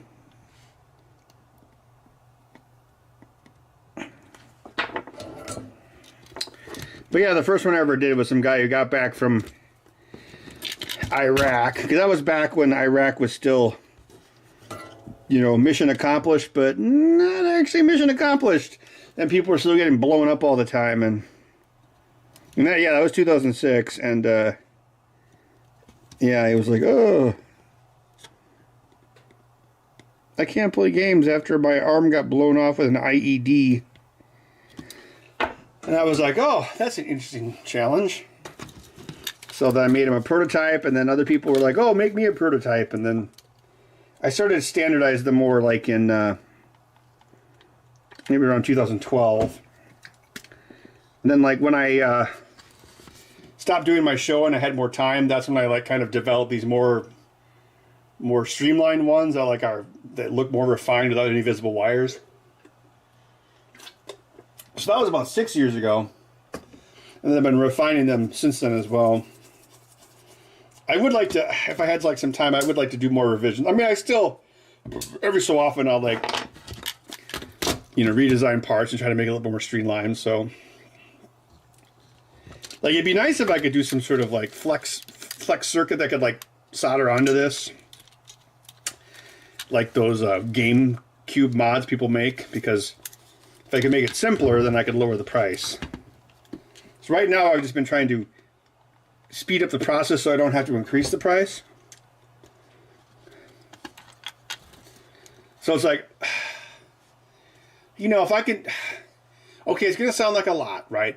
But if like, okay, if I can build one of these in like 2.5 hours, that's approximately $125 an hour. But, I mean, in the past, the price was the same, and it took me a little longer, so by doing it faster, I get paid more, thus negating the effects of inflation. So that's been my main thing, is just make it a little bit faster. But I could probably make it fast. But it's like one of those things, like to make it faster, you have to spend time to save time, and I haven't really done that lately. Although, yeah, most of my weekends lately this year, I'm working on other projects. Like last weekend was Super Peepers, and I finished them this weekend, and then yesterday I made Bud's Poop Palace. Although I want to improve Poop Palace. So I have some ideas for that too. Because I think I could make it like on a hinge to make it easier to open up and clean. I went to Home Depot and I got like these 2 foot by 3 foot like cement mixing tubs. And it's basically like a giant litter box, but it's just the base. So it's like this black tub that's like those dimensions, and then like, I don't know, 6 or 8 inches deep. So I still needed to make a box around it, which is what I did yesterday. But I was thinking, if I was really clever, I could take the bottom of that and put a mesh on it, and then I could make it so you could rotate it up like a car hood, which would dump the litter. It would funnel the litter into like a funnel, and then you could dump the litter into like a box or a bag or something. And then if you had, well, I already bought 2 of them. So if you had 2 of the mixing tubs, you would lift out the top half to sift the one tub. Then you'd pull, so you'd pull the tub out, then you'd put an empty one in, and then you'd put the mesh down in the empty tub, and then you'd pour the full tub into the empty tub. That way you wouldn't have to push the mesh through the litter. So that was kind of my plan. So I'm about 2/3 of the way there. And I call it the Poop Palace. Started watching when you were 8, and now, yeah, I know, it's all right. I'm not gonna cry. That's life.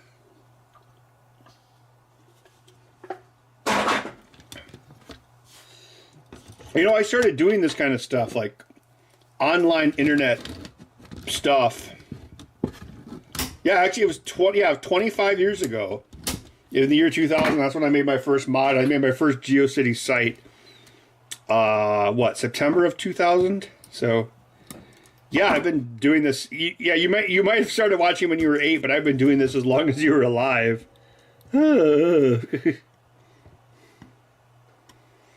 Cue Jim Croce. If I could put time in a bottle. Well, enjoy your youth while you're young. That's That's my main advice. Okay, I need to put like some felt pads on the, because they just got like this plastic. Oh yeah, see this? This is so it puts them in a certain angle. Oh, and there's cartridges too, so let me show you. So you've got the lens cartridge, which has two locking positions, and then you can eject it. And then where's the other one? I just did this a couple days ago, so got like a LiPo pack battery with like a what's it called? Harbor Freight LED arm. Put it in here like that, and then you can put the light wherever you want it. But if you don't need it, then you just eject it and you put something else in. Then I put these back. Oh, and then also it has, you can go in this. See, these are adjustable too.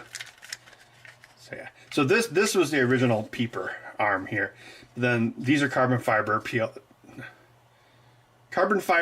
polycarbonate. These parts here. And then there's latching mechanisms inside of this. So it's basically plastic springs. And then these use springs. And then you've got this. This is the angle adjust. So this doesn't hit your nose. So there's a limit to how far it goes down.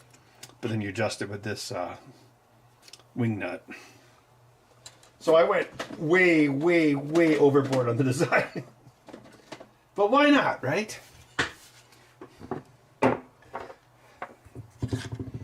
Yeah, these tweezers date back to like actually 2000. That's when I got these tweezers. I've been using them for that long. Like these are my low resolution tweezers. These are my high resolution tweezers, but they're just like women's eyelash tweezers. There's nothing special about them.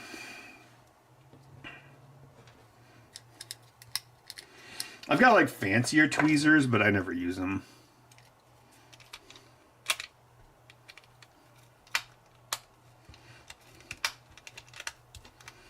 Yeah, there's a lot of tools that go back that far.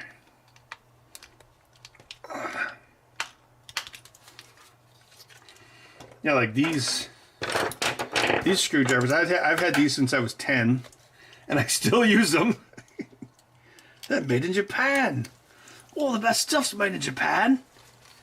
It's my impression of EEV Blog doing his impression of Doc Brown.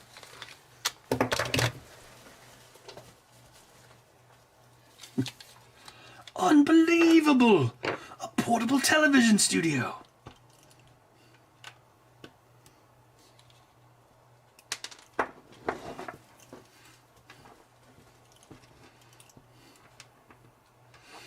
But no, it's not the same pair of tweezers, but... Well, I've had the other ones quite a long time, too. Some of the stuff has been replaced. Like, I don't have my original dial calipers. Well, I mean, I do have my original dial calipers, but... like, my original cheapy English dial calipers are in the garage. And then my original cheapy metric dial calipers are in the garage. And then the good dial calipers, like the Brown and Sharp and the Miyatoto, those are in the house. So it's kind of like hand-me-down dial calipers and whatnot. But yeah, I've had these. I've had these needle nose. Yeah, I've had these since the beginning. But these are new. Like I didn't. These are. I've only probably had these for like 6 or 7 years. But Knipex is like the absolute most badass hand tools you can get.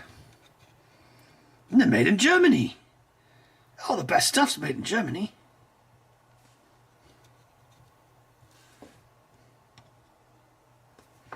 Yeah, cause I got those Knipex, and I got like the Knipex bolt cutters, and then I've got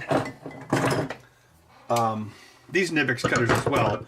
So you know I can just slice through bolts like butter.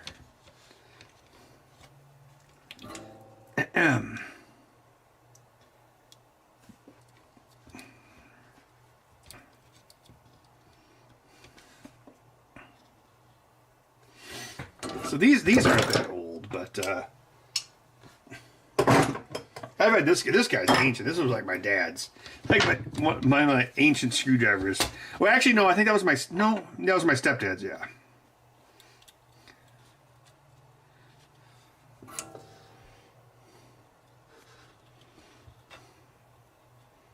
And I have my dad's toolbox. So. And it's all like American real steel, like Snap-on, and like 1960s Craftsman. So I have this rule where I don't let anything, only American steel can go in that box. That's like my rule. So, I mean, it doesn't matter. I mean, old tools are still tools, because even back then, my dad was a mechanic and a fireman. So even back then. Even in the 70s, like American cars have been metric for a very long time. So it's like half metric, half AE, whatever it's called. Whatever the mechanic term for American imperial tools are. It's like ASE or AWE or whatever. Or AVE, your favorite YouTuber. All right, should be good. My Louis Rossmann impression. Yeah. He doesn't even solder anymore, does he? He just talks about like evil corporations or corporations.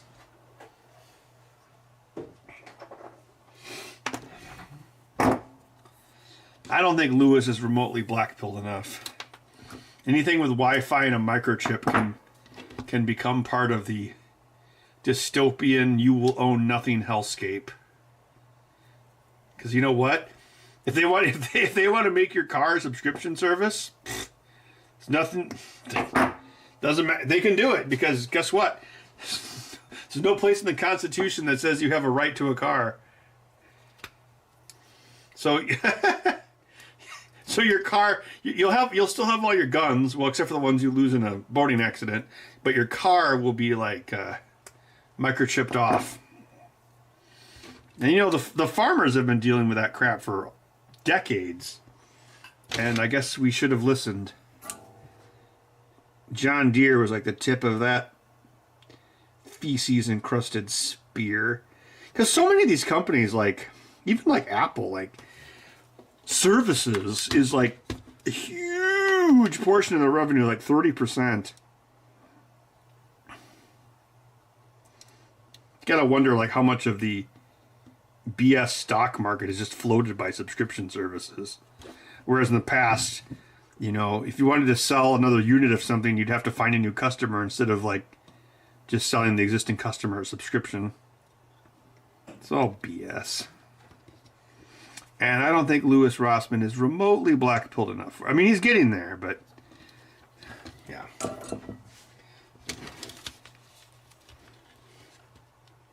I mean, like, yeah, look at this. Like, you've got your chip there, and it's got crypto on it, and that's what prevents it from... Well, that's what prevents, third-party unlicensed controllers from working on your console. I mean, I think about that, like... My car has Android Auto, but it's like, okay, well, how long until this no longer works with a modern Android phone? Like, there will come a point where it won't be updated anymore. Like, I have a 2014 Samsung Smart TV. I'm not going to replace it anytime soon. It still works perfectly fine, but I mean, yes, it's because Samsung used their own proprietary language back then. But yeah, pretty much all the smart apps on the TV are now dead. And it's so stupid. Like, if I want to watch, like, Reacher or something, I have to turn on my Xbox X or whatever it's called, and boot up the Amazon app.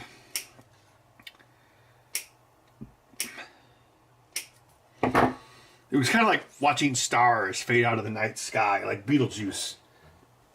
The star, not the movie. And it's like, oh, the Netflix app died.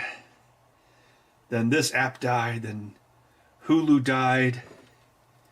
Then Amazon died. And now the TV's just a dumb TV. Ashes to ashes, dust to dust. You know what I really want, and I've been looking into it, but I think I'm going to wait for the prices to crash a little bit more. But what I would really like to get is like a late 2000s Ford Ranger with like a normal sized bed, so I can put like plywood in it. You know, like new enough so it has OBD2 in it, but not before cars came. Like, what was like around 2010 where like cars just turned into like rolling computers. So yeah, that would be. I think that would be a good sweet spot. And yes, it's not the most reliable vehicle, but I like Fords. What can I say? I mean, it'd probably be better off like a 2010 Subaru.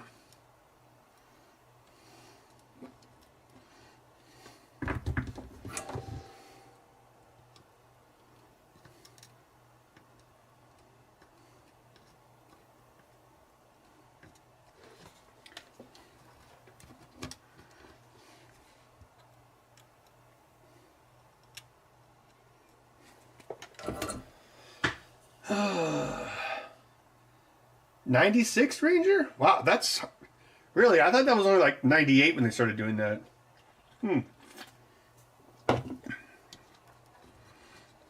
I would never find a Ranger that old up here. It would be a pile of rust in the laying in the woods if it was that old.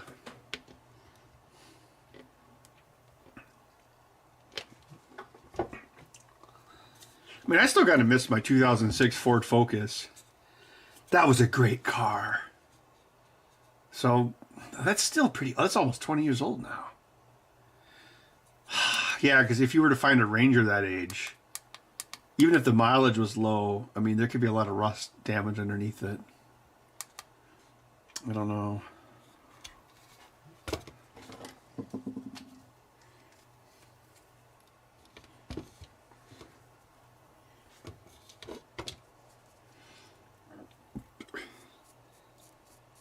Yeah, those Ford, well, maybe not now with the stupid chain engines and the eco burst engines, but back in the day, like, the engine would last forever and the rest of the car would break down around it. Yeah, I had a buddy who had like a Ranger with 400,000 miles on it, so that's like, what, almost to the moon and back? Bud, do the math on that.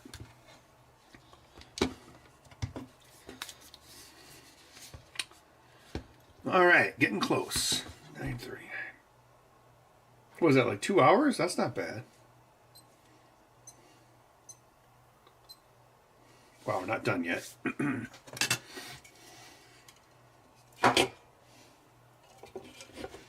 Oh yeah, Broncos were cool. Yeah, I had a 2006 Focus wagon. It got really good gas mileage. I got like 37 highway. It got really good gas mileage. I mean, yeah, it had no guts, but like my Escape is a 2.0 with a EcoBoost, which is just a hippie way of saying twin turbo.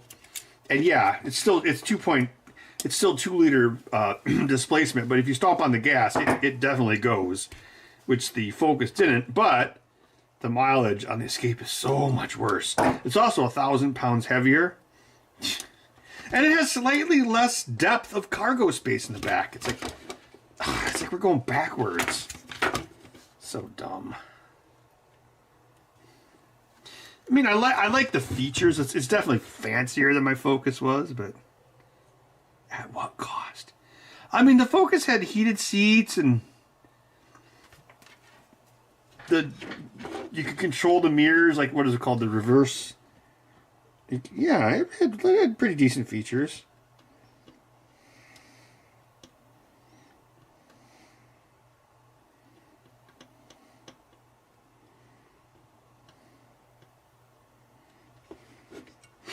Oh, that reminds me.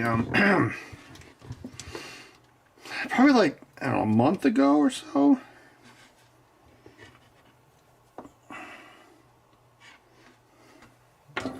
Might need the peepers for this. I go out to my car and the battery's dead. And so I'm like, oh, well, I guess I gotta go to So I walked to Farm and Fleet, since it's not that far from my house. And I bought a new battery, and then I Ubered back. I gave the guy a $5 tip because it was like a stupidly short Uber ride. But I didn't want to carry a 60-pound battery back a mile to my house. Anyway, so... But it's then I pulled the old battery out, which was like so difficult. Well, it wasn't that difficult, but it was like overly difficult because I had to remove like the windshield wipers and like 2 splash guards and a bunch of bolts because they cram all that crap under like the hood bonnet. So it probably took me like 2 hours to replace the battery, which is stupid. Anyway, so the old battery, which was not the original battery, it was not an AGM battery. It's like, oh, you're supposed to put an AGM battery in this thing. And I'm like, okay, fine, I'll get the AGM battery. Because it was like, oh, you get spend $200 on a battery or $250. I'm like, screw it, I'll buy the really good battery for $250. And then it takes a couple weeks, but the car reprofiled the battery for the auto start stop, which had never worked before because it has to profile the battery for it. So I'm at a stoplight one day, maybe like, I don't know, 2 to 3 weeks after I replaced the battery. And I go to grab the stoplight and I'm like, what the hell? It was like sluggish. And then I looked down at the tack and I'm like, the auto start stop re-enabled itself just arbitrarily. And there's a button to disable it, but that only... You have to do that every time you start the car. And so I'm like, this is stupid. And yeah. So it's like, I should have put a dumb battery in it. Because I'm like, I don't like this. It's like you stop it and it's weird. It's arbitrary, like how long it'll actually wait. But it's not that, there's probably some rhyme or reason to it, but yeah, you'll be there at the stoplight and then you'll just see your tachometer go down to 0. It's like, oh yeah, I'm gonna turn off the engine, and then when you take your foot off the gas, it restarts the engine. And well, I wouldn't call it imperceivable because you can definitely tell what it's doing. But then I'm thinking about it, I'm like, wait a minute, the only reason you need a special battery to do this is because you need a higher current battery to run all the crap you might need to run while your engine's off at a stoplight, like the air conditioner. And once that dawned on me, I'm like, this is even stupider. All right, here we go. Test. Your trigger's good. Right in there. Good. This guy, that guy, good. Left, right, up, down. Good. Get some spit on this guy. Good. All right, good to go on that one. Ready to proceed. So yeah, I thought that was pretty 90s word. Yeah, I know you can get the if you get like the OBD2 to USB connector and then get like the Ford whatever the software is. Yeah, so you can go in and you can disable it. And you can also turn off the stupid Sirius radio so you don't have to scroll past the stupid Sirius stations. It's called Ford Foresight. But of course the software has a license fee. It's not just free. But yeah, you can go in and like basically change your car's firmware using that. I don't know. I know that thing is not going to last as long as my Focus did, so I don't know if I give a crap. I would rather just become a car guy with an old Ranger. You know, something like you don't need like Irish immigrant children size hands to like work on, you know, like Snowpiercer.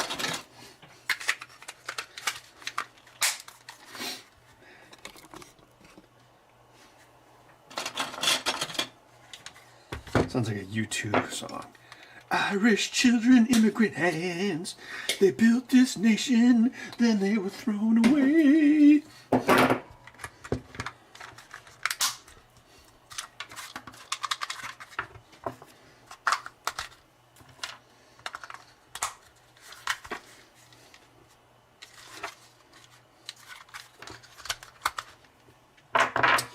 Yeah, Mad Dog, a lot of V8s do that. It's also for like emission standards. So the life hack is, it's environmental because it can turn off half the cylinders. That's like their loophole.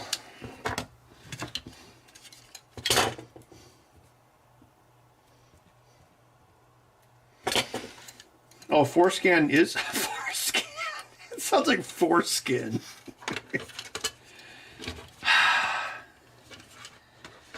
Well, they probably have like a Chinesium adapter for that, right? Like a OBD to USB. I mean, I guess I could do that. I don't know. I'm sure they probably got one on Amazon for like $40. Maybe I should look into it.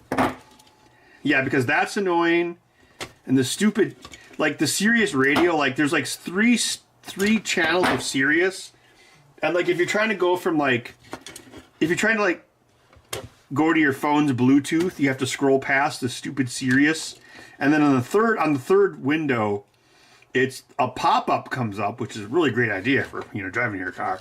A pop-up comes up and it's like, oh, if you want to subscribe to Sirius, call this number and give them this ID number. It's like, screw you, and I know you can disable that with forescan. Foreskin scan.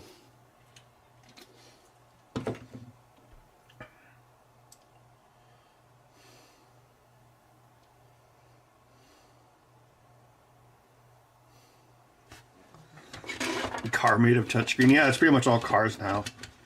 It's so stupid. It's like you used to be able to like, you would have like tactile feel for the buttons, but now it's like, oh, take your eyes off the road and push this stupid touchscreen. And what if you have gloves on? Well, screw you! Ugh. Stop the world, I want to get off.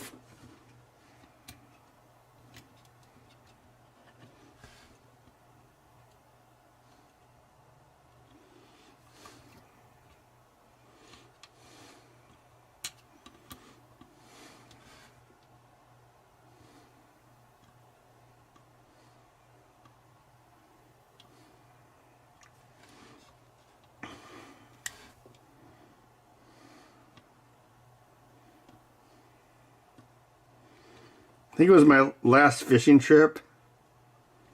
My Uncle Bud was telling this blonde joke. And I can't remember what the joke was, but it was something about like how cars used to have the high beams as a floor switch. I'm sure some of you know this. And I'm just old enough. Well, the only reason I remember that is because my dad had classic cars. But it's like, wow, that's kind of like an obsolete joke. Only Gen X boomer kids would get this joke.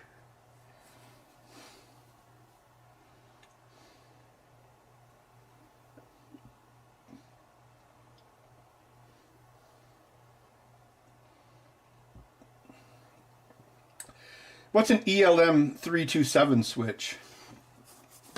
Is that part of the adapter or is that something else?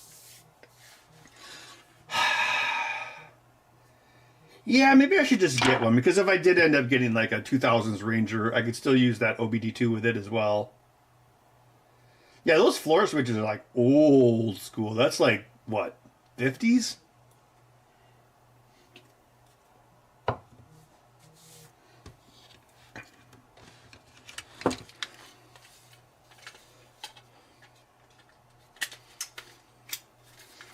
Probably had a 3 on the tree back then. An 84 had it? Huh.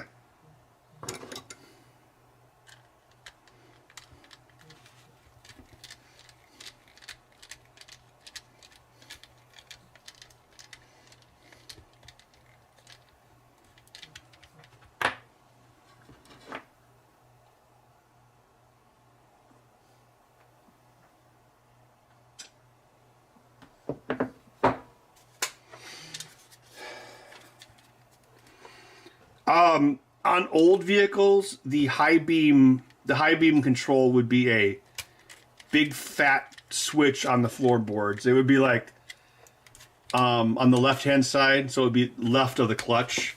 It'd be like this big metal button you would like push on and off with your left foot. And that's how you would change the high beams back then. I assume it was to reduce wiring and complexity in the steering wheel compared to now.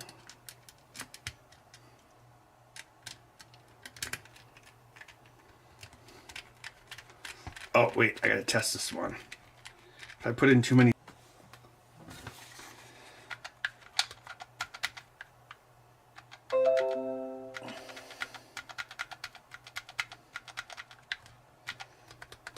My lower trigger has a problem.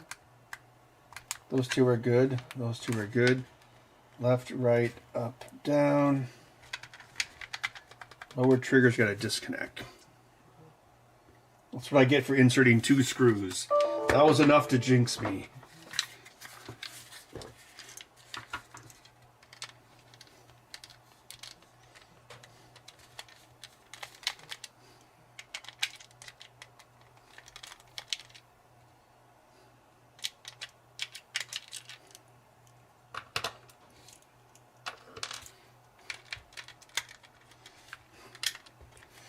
Oh, Aero Raider, they've got something even worse than that. So there are cars now that have DLP bulbs in the headlights, and they'll actually do object detection of the road ahead of you, and they'll use the DLP elements to carve out a section of the throw beam to not project on the object, such as an oncoming car. So it's like, oh, let's make the car more complicated.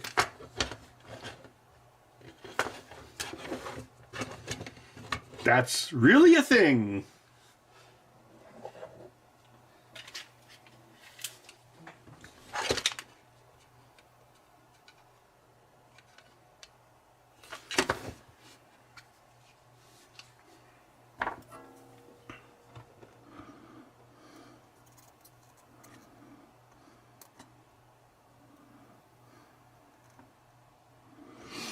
Yeah, it's amazing, but it's probably like, oh, your headlight is now $1,000. Ah, okay, something didn't connect here.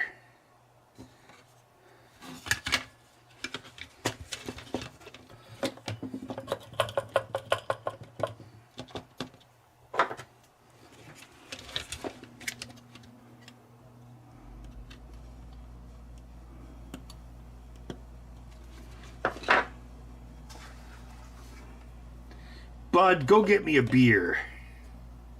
This Bud's for me. Sleepy boy. Are you a sleepy boy?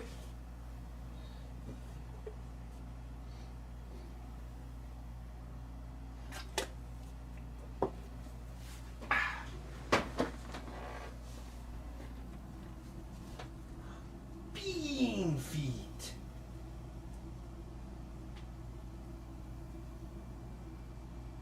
Do you like eating humans?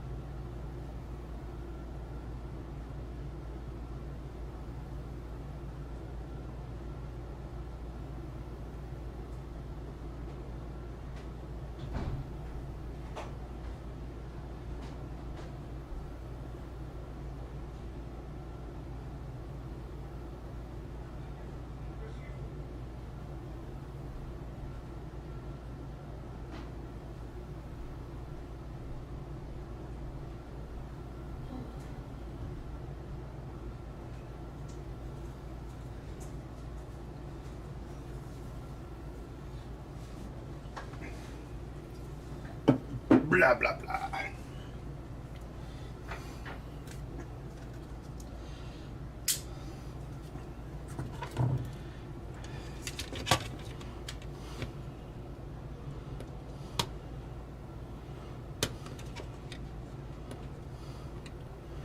Oh, the middle one wasn't connected. Not even close. That's a Bobby Lose.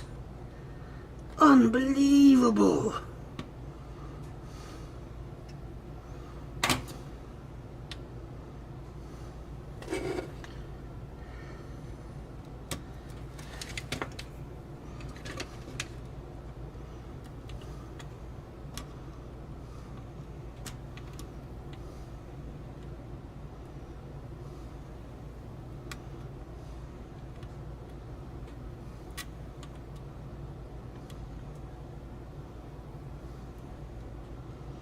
That's the duck's guts.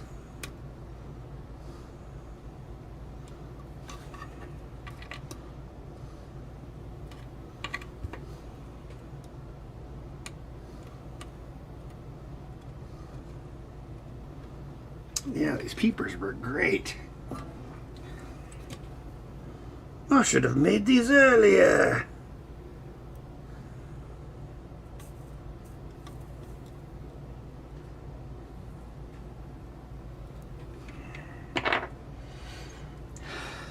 Unbelievable. Hello, we're going to look at another solo roadway. Unbelievable. It's just not going to work.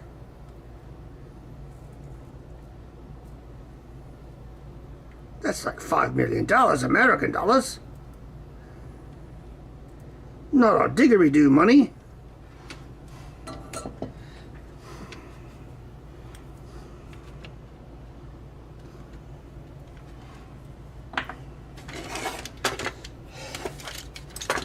It is such a scam. You know why it's a scam? It's like, oh, I'm a government official. I am tasked with doing X amount of green crap every year. Oh, what do I have complete dominion over as a government employee? Oh, that's right, the roads. Oh, that means we should put solar panels on the roads. Oh, what a great idea. I can do this, which makes it a good idea. There, solar roadways explained. Hi, I'm world famous engineer George Takei. Let me tell you why solar roadways is a great idea. No, you should listen to me. Nathan Fillion? Yes, I am also the world's greatest engineer. Let me tell you why solar roadways are a great idea.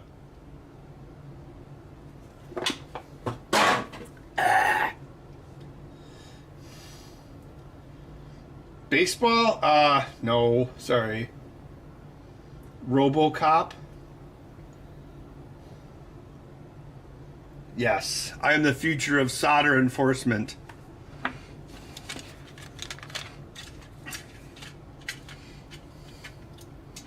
Oh, there's a DLC for that RoboCop game.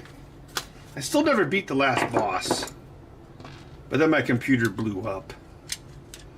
Well, I still have it. Oh, God. Imagine the free pile of computers like this year at VCF, or especially next year. Windows 10 Mageddon. Microsoft did relax one aspect of that, like the TPM 2.0 module. They actually relaxed that requirement. We still have the Spectre and Meltdown Blacklist CPU issue, which affects Ryzen Gen 1 and basically anything older than 2018, which is a lot of computers. Funny, the environmentalists don't say anything about that. What? Gee, it's almost like... yes, RoboCop Rogue City. Yes, there's like a DLC for it. Yeah, Doom the Dark Ages is pretty soon, isn't it?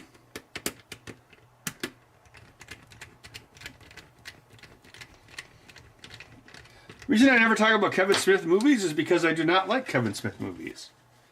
I don't think he's that great.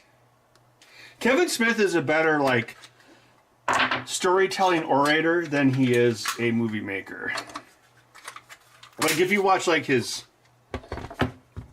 like, talks, they're far more entertaining than his movies.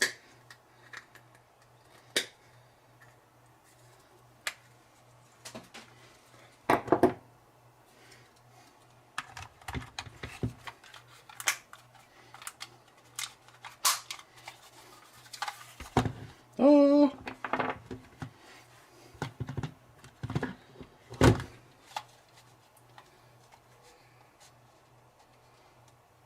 James Pond.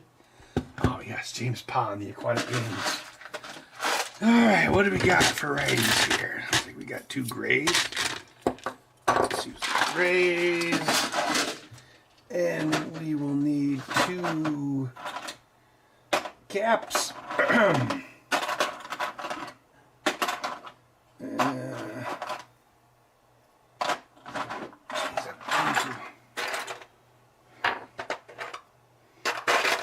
When did I get that printer away? That was... Oh, when was that? That one's shit. Goodbye. That's not the cup of a carpenter. October?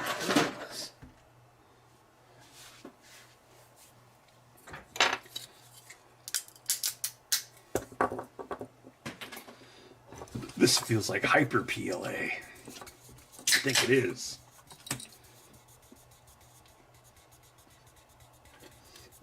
I played through the new Indiana Jones game. I thought it was great.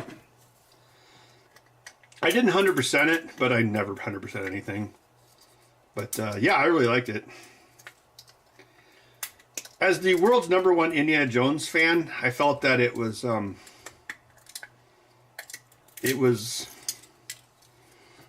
a very faithful Indiana Jones style adventure. It's also a really good video game. It's kind of like old school, like where they don't handhold you and you have to actually figure things out. And it's kind of like, oh God, I hate to say this. It's kind of like Dark Souls of Indiana Jones. I mean, it's not difficult like Dark Souls, but like there's like an absolutely as minimal as possible HUD, if any, for instance. And there's like tons of mechanics that the game never even explains to you. You just have to figure it out. It's like, why can't I use Indiana Jones's Webley revolver? Oh, it's because I'm dressed up in a different disguise. So if I'm Indiana Jones, then I'm not in disguise, but I can use the revolver. But if I'm dressed up like a worker in Egypt, I can't use it. But if I'm dressed up like a German in Egypt, then I can use, if I found it, then I can use a 9mm Parabellum.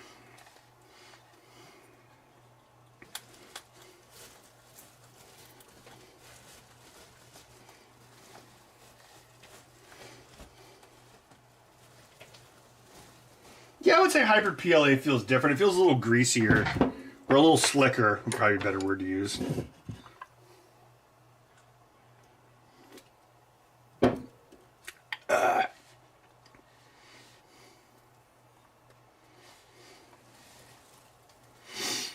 Oh, what is that?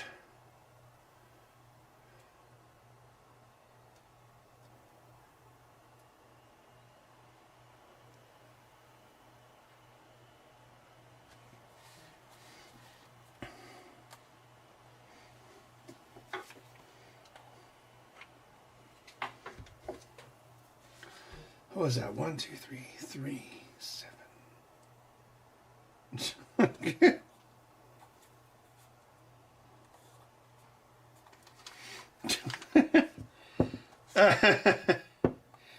Well, yeah, but I did go to the bar like at 5:30, so the beer count, obviously, it's not completely progressive, right? Yeah, that's what I keep telling myself. A loaf has returned to his loaf box.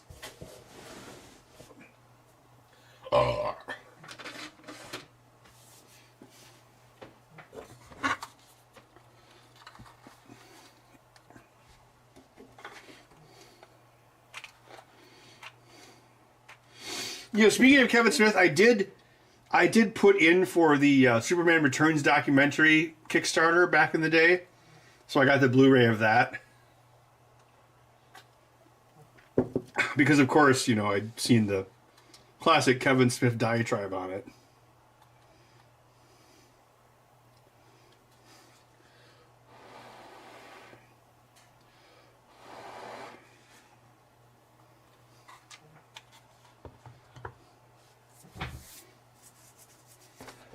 Oh no, I wouldn't call it a horrible mechanic. It's a really immersive mechanic. Like, it really makes you think about the game world as its own cohesive whole, rather than just just barreling through.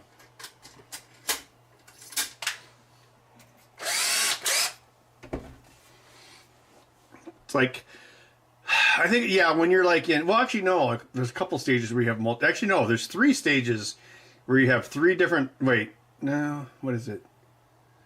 Yeah, like in the Vatican, you can be Indiana Jones, you can be a priest, or you can be a black shirt. And then in Africa, you can be Indiana Jones, you can be like a worker, like he was dressed in, with a robes and whatnot.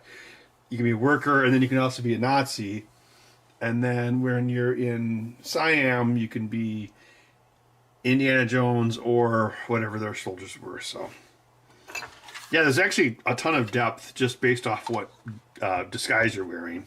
Like, it affects like where you can go or how enemies would attack you. It's like, and there's like different levels of enemies. So it's like, so if you're disguised as a Nazi, most of the Nazis don't see it, but if there's like a captain, the captain will see through your disguise if you get too close.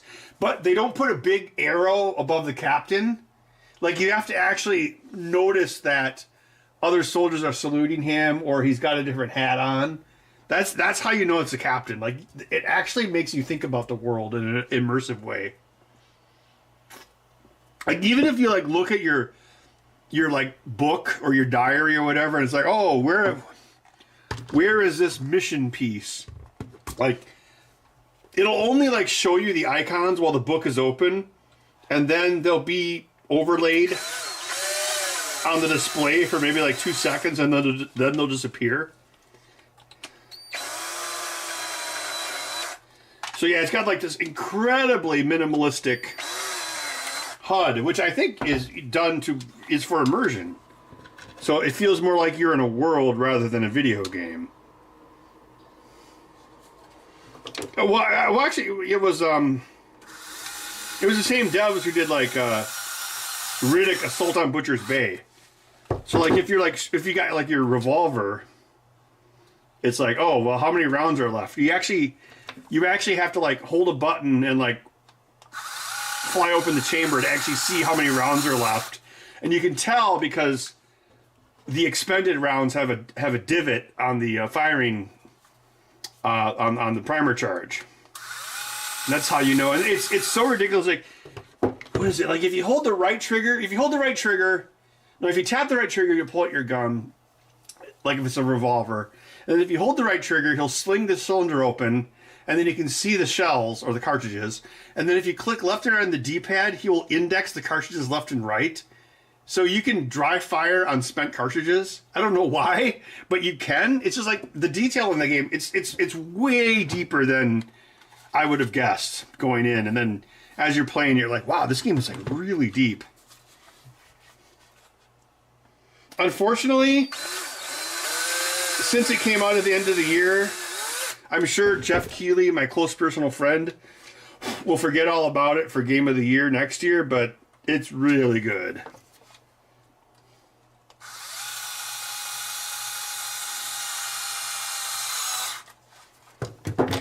Yes, you're right. Weapons deactivating based off your costume doesn't make sense, and it confused me for a very long time. Yes, I agree. But once you like realize why they did it, it makes sense for the immersion. Because for a very long time in the game, I'm like, why do I only randomly have my Webley revolver? Indiana Jones's revolver. And then I was like, oh!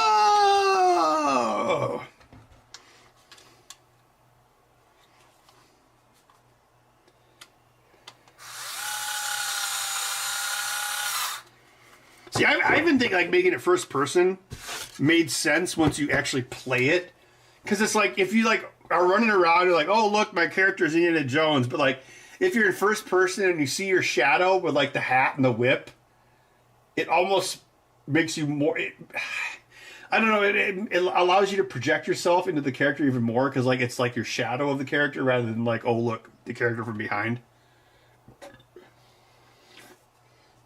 Like, of course I'm biased.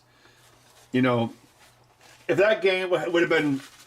Well, of course I was going to buy that. As long as I read the reviews and heard that it was decent, I was going to buy it. But it's like one of those games, like, then all of a sudden you hear, like, oh, this is like one of the greatest games ever. And then you play it for a couple hours, it's like, I don't get it. But then you get a certain ways into it, and you're like, oh. All right.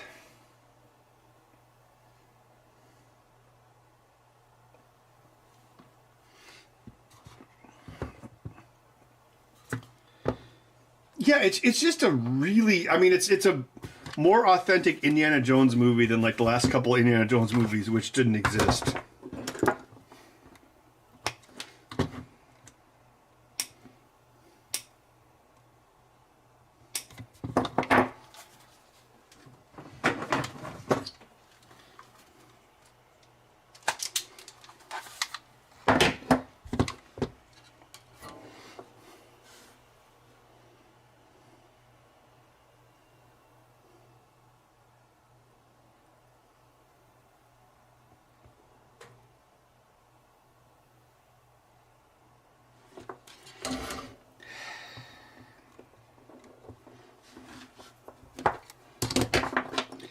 Especially like you come off of like seeing the Dial of Destiny, which wasn't as bad as the internet would want you to think, but still did need to exist and wasn't very good.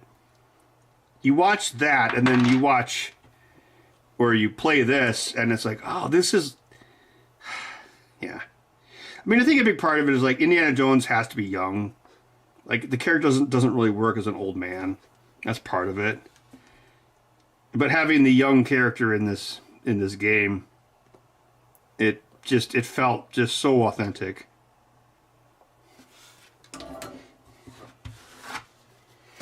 Look, nobody would be a bigger critic of an Indiana Jones game than me, and I thought it was fantastic.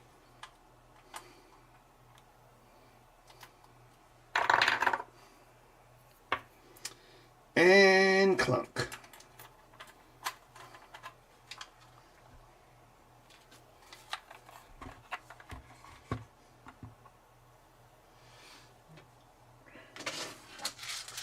Ah, yes, my crappy point the camera at the TV live stream. Yes.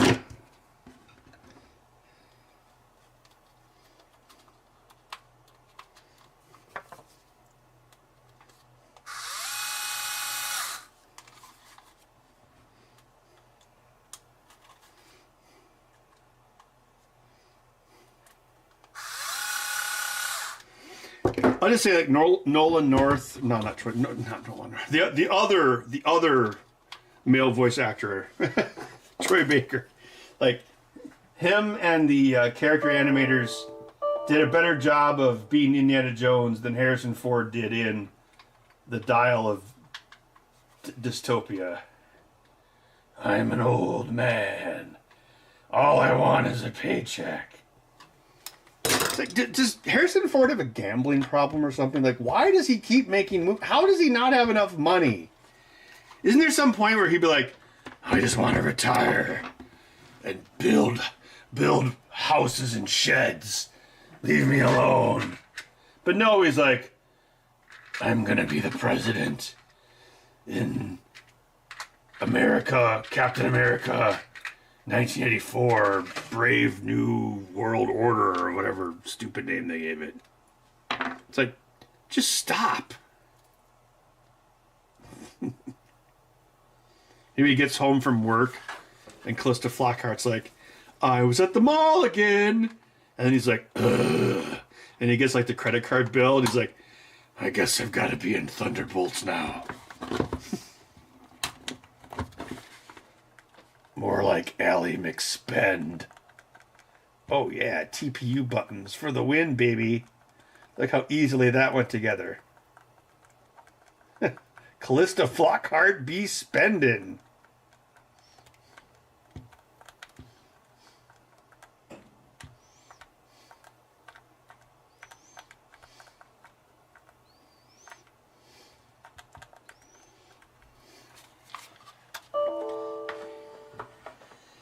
Harrison, my royalty check from Ally McBeal this month was only 3 cents.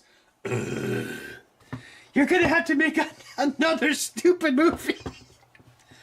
I guess I'm gonna make The Fugitive 2. I didn't kill my wife again. And he's like this 80-year-old fugitive, like walking around like with a walker, and it's like, my wife died of natural causes. And then what's his face is like, I don't care. That's the whole movie. There's like, so, well, okay, not all. Actually, well, yeah, it's like the first 40 minutes of Force Awakens was really good. Then Harrison Ford shows up, like an old man, and he's like, get off my spaceship. And it's like, oh God, it's like your parents are showing up to ruin the party. Then I'm watching Blade Runner 20,000X or whatever it was. And I'm like, oh, this is a pretty good movie. And then guess what? Harrison Ford shows up. Get off my casino. And, well, okay, that's 2 examples, but that's still, you know, just retire, dude. I don't know. Maybe he has like a big giant ego or something. Or it's like, Mr. Ford, would you like to make a Jeep commercial where your face is CGI smoothed and your voice is really badly dubbed? Oh, sure, why not? I need the money. Callista be shopping. I don't know. Oh, you know who else? Ridley Scott. It's like, just stop. You've done enough. Just retire. Oh, I'm going to make Aliens Nero. It's like, no, just no. Gladiator 10. Ugh. Harrison Ford is selling booze in a kit. Whenever I get depressed after seeing Callista's credit card bill, I want to make some booze in a kit. But now you can too. Drive your Jeep to the booze kit store and get your booze kit.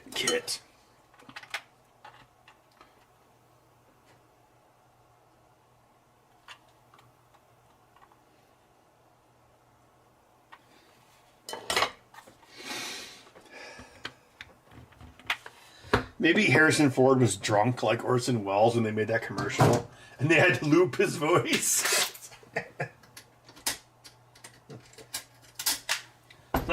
All right, action. The things that make us different. Also, and he pukes in the Ford or the Jeep. All right, cut. Okay, reset. All right, and action. The things that make us different. Also, when he falls asleep. Oh, crap, okay. All right, action. Maybe that's why. They're like, okay, let's just loop his voiceover, like that one Orson Welles commercial.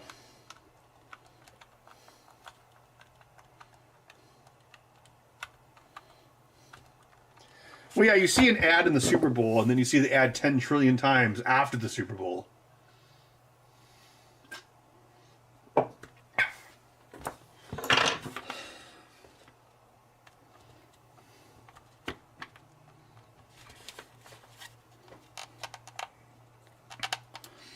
And you know what happened? Someone in the ad department was like, oh my God, look what I wrote.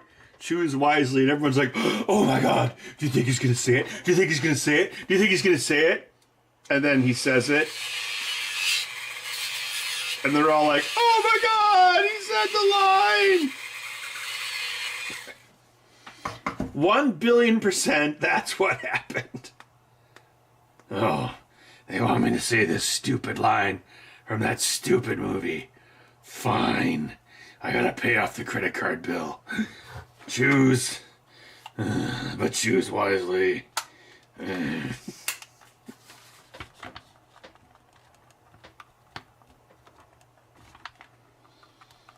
Glenmorangie Scottish whiskey.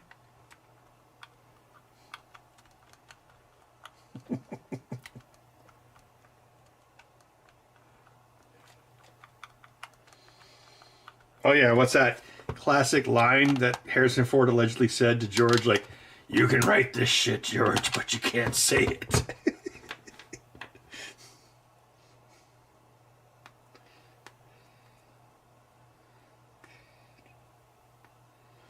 You ever see Mark Hamill doing his impression of Harrison Ford? It's really good.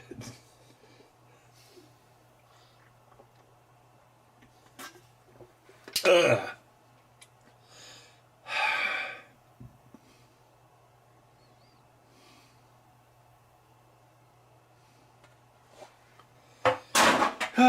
That was beer number 3.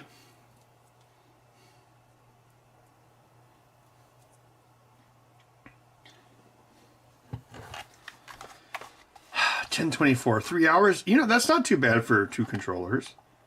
About 1.5 hours each.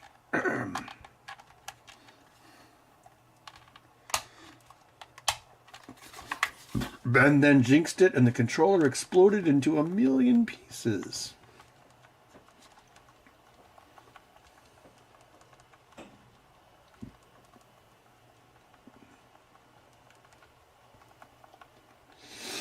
You haven't seen the Harrison Ford Jeep? God, it's really difficult to say Harrison Ford Jeep ad.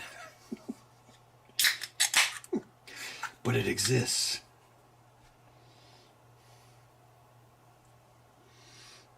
I bet Harrison Ford has an amazing wood shop. It's probably like all festool.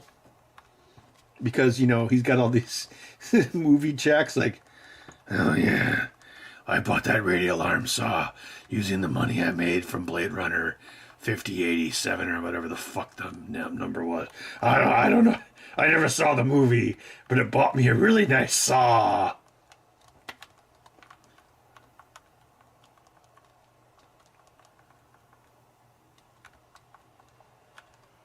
Checking diagonals, looks pretty good. Well, that's good, 1903X. Ugh.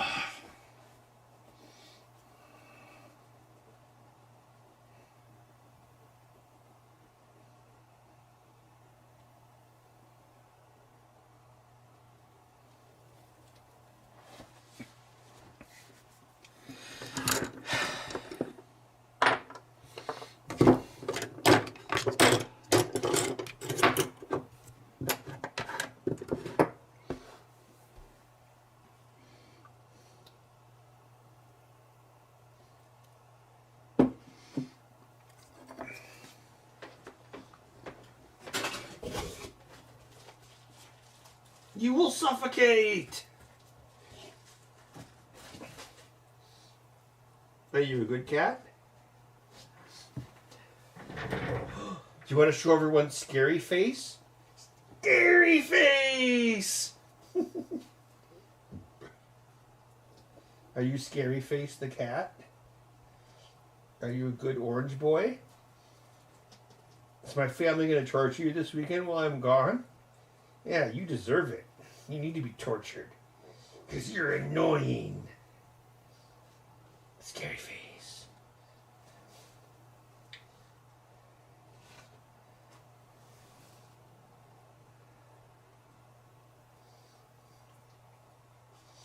Do you have a pattern on your head that looks like a cat? Look at this, see? It's got the eyes and the head and the ears. See? That would be a map for Indiana Jones. Good cat. Do you have 2 eyelids for some dumb reason?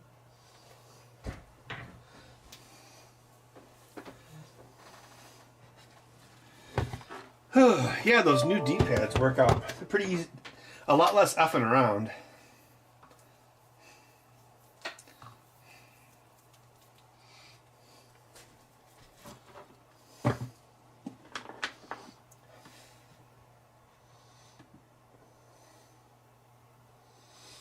Zero plus 0 into NAND equals 1? Well, yeah, why wouldn't it?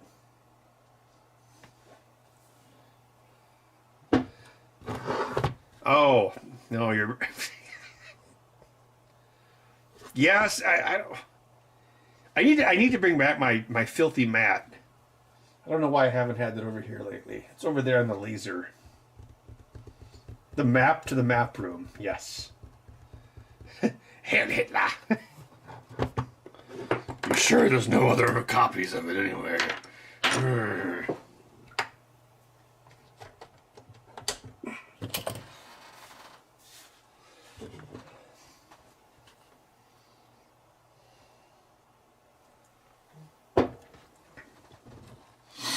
So I actually have a third magnifier cartridge that I made. But I don't know. I think 2 is enough. I just bought these like cheap magnifying glasses at Harbor Freight, and then I cut them up with my bandsaw and just took the lenses out. There's also like some little like 8x lenses, but I didn't do anything with that because I wanted a wide angle lens. That's really what I wanted, was a wide angle well, not wide angle, just a large magnifying lens. That's what I was after. Does Bud like Mondays? Well, I mean, he is an orange cat. He probably would eat lasagna if I gave it to him. I don't know.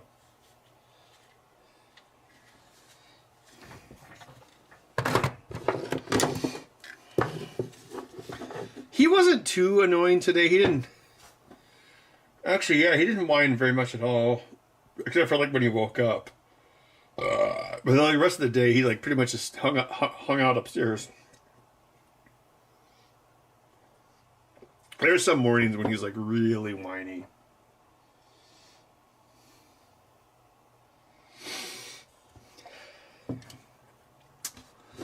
Yeah, when I was making this, I was thinking... What I probably should have done was, like, just find, like, some, like, bog standard commodity lenses from Amazon, right? And then just redesigned this as well, and then use, like, some Ace Hardware kind of standard thumb screw. That way I could just put this whole thing on Thingiverse, because right now it's obviously based off of this existing headband, which I should put, like, funky foam or felt in place of the plastic, because that's the most uncomfortable part now. I mean, I tried painting the bottom of it. It's just so stupid. Like, I put these cutouts. Speaking of Harrison Ford, I put these cutouts here because I wanted it to be like a C96 Mauser pistol. Like, where it had, like, random, like, depressions in it from, like, the milling, but there's really no reason for it. And then on the bottom, like, oh, I'll paint them black. But again, there's really no reason for it. But yeah, it worked out pretty well. It's probably heavier than it should be, but whatever. But yeah, I like the dual lenses. These are nice. Yeah, so this is, because the old one that had the, like, that I based this off of, like, if I was wearing glasses, this would come down and it would hit the top of my glasses, which wasn't a big deal. But if I wasn't wearing glasses, this would come down and hit the top of my nose, which was obviously lame. So that's why I did it differently. But the thing is, the other thing that happens is like when, so I'm going to wider angle here. Well, I have a big head just in general, like figuratively and literally. But like when you do this, like see how that curvature doesn't clear the head? That's why I put in the extender thing. So it can clear your head. See? So that's why you've got those extended. Well, I think it does. Let me test. Should. Yeah, it does. All right. Yeah, so then you... Yeah, then you would bring it down and you go boom, just like that. Yeah. Actually, this green stuff, this was ABS that they sent with the bamboo carbon, evaluation kit. And it was really weird, like printing in ABS, the smell of it was nostalgic. I'm like, oh my God, this smells like the early printing days. No, there aren't files online, Sketchy Cat Box, because this, as I mentioned, this headband is, it was just the headband that I had. So I wouldn't put this online unless the lenses were super common from like Amazon. And then if this whole thing was also part of the design, that way you could print it from scratch and then just have the lenses. Whereas as it sits, these are random lenses from Harbor Freight, and this is whatever like Menard's Chinesium magnifier headband I used to have. So it's not easily reproducible, so that's why I wouldn't put the files online yet. Oh yeah, it would burn a hole in my hair.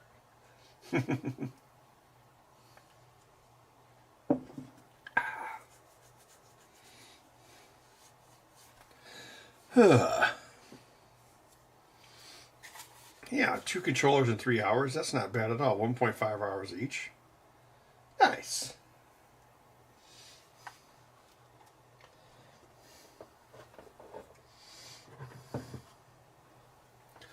Yes, it is a hodgepodge.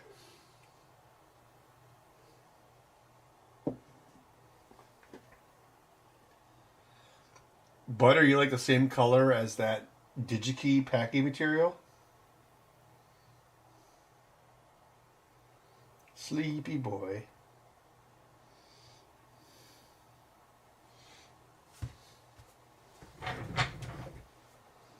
Bud. Oh, little cat. Are you a little cat? Good boy. Are you a good boy? Purring boy.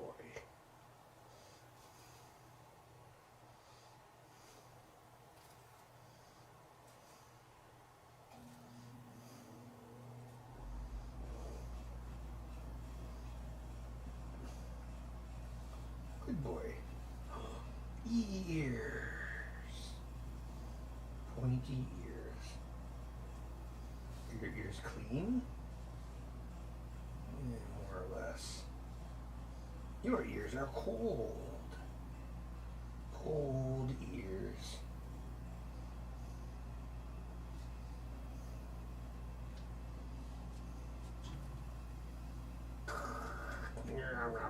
Eat the human.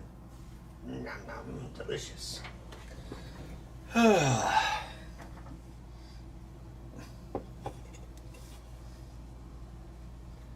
How much did that cost to make? The magnifying glasses were like $3 a piece, and then the 3D printed parts was, I don't know, maybe $5 of plastic, if that.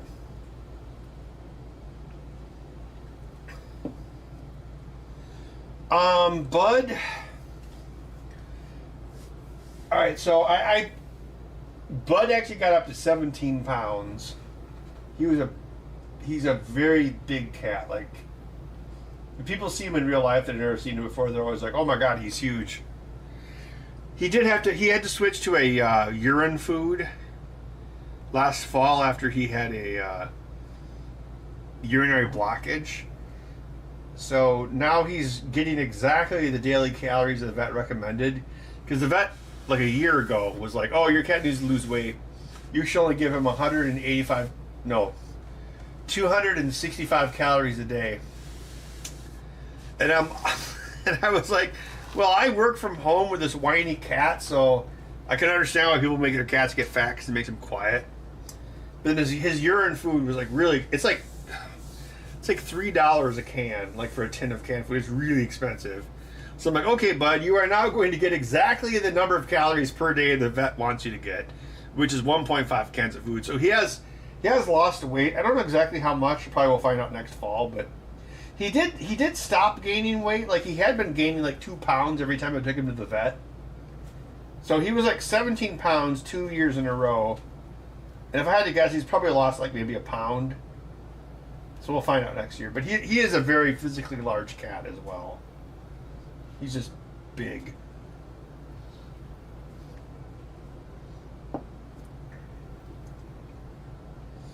Bud, are you making a derpy face?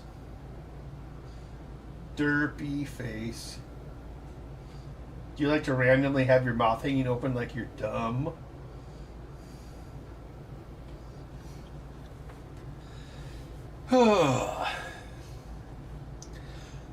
Well, I have to rebuild a controller for a guy next week, so we should have another one of these builds a week from tonight after I get back from Texas. So guess we'll be doing that. Yeah. So I think I will finish this beer and then I will probably log off.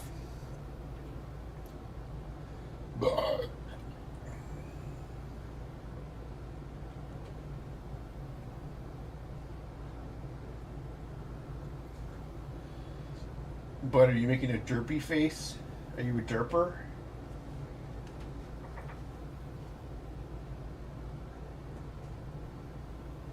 You look tired. After a long day of sleeping, you're completely worn out.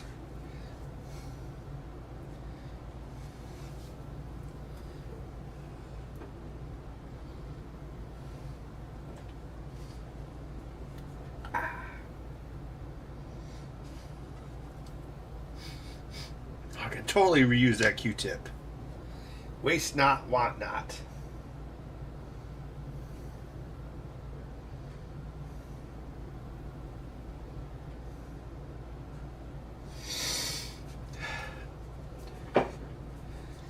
Well, yeah, no retro stream tonight because I had some controllers to build. The retro stream was just when I didn't have controllers to build, but usually I have controllers to build, but just the last couple weeks I didn't. Street Fighter 2 Hyper. I don't know. I used to play Street Fighter a lot. Like, well, the last one that I played a lot was Street Fighter Alpha 3, which was like, what, 25 years ago? Jeez.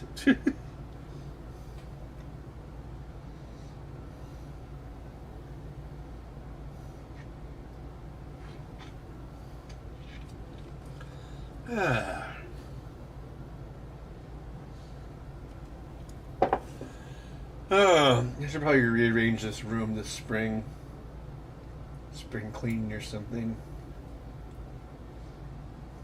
I gotta phase out this computer down here.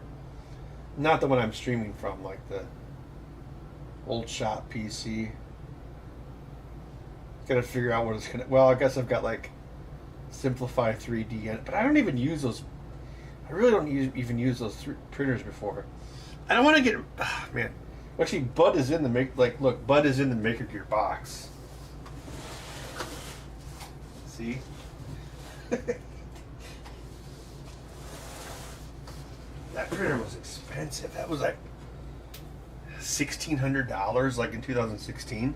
It's a good printer though, but now it's kind of obsolete. But it's like it's a really solid metal printer. It's like, I don't know. It makes me feel bad, you know, like if you don't use it anymore.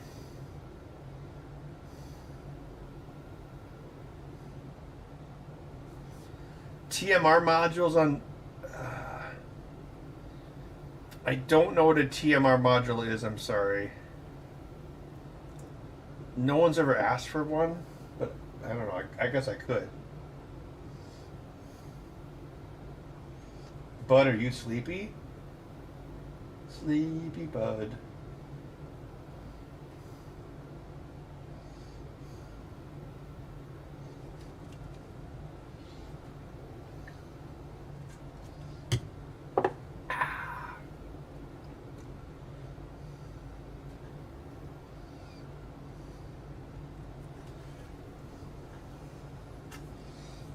All right.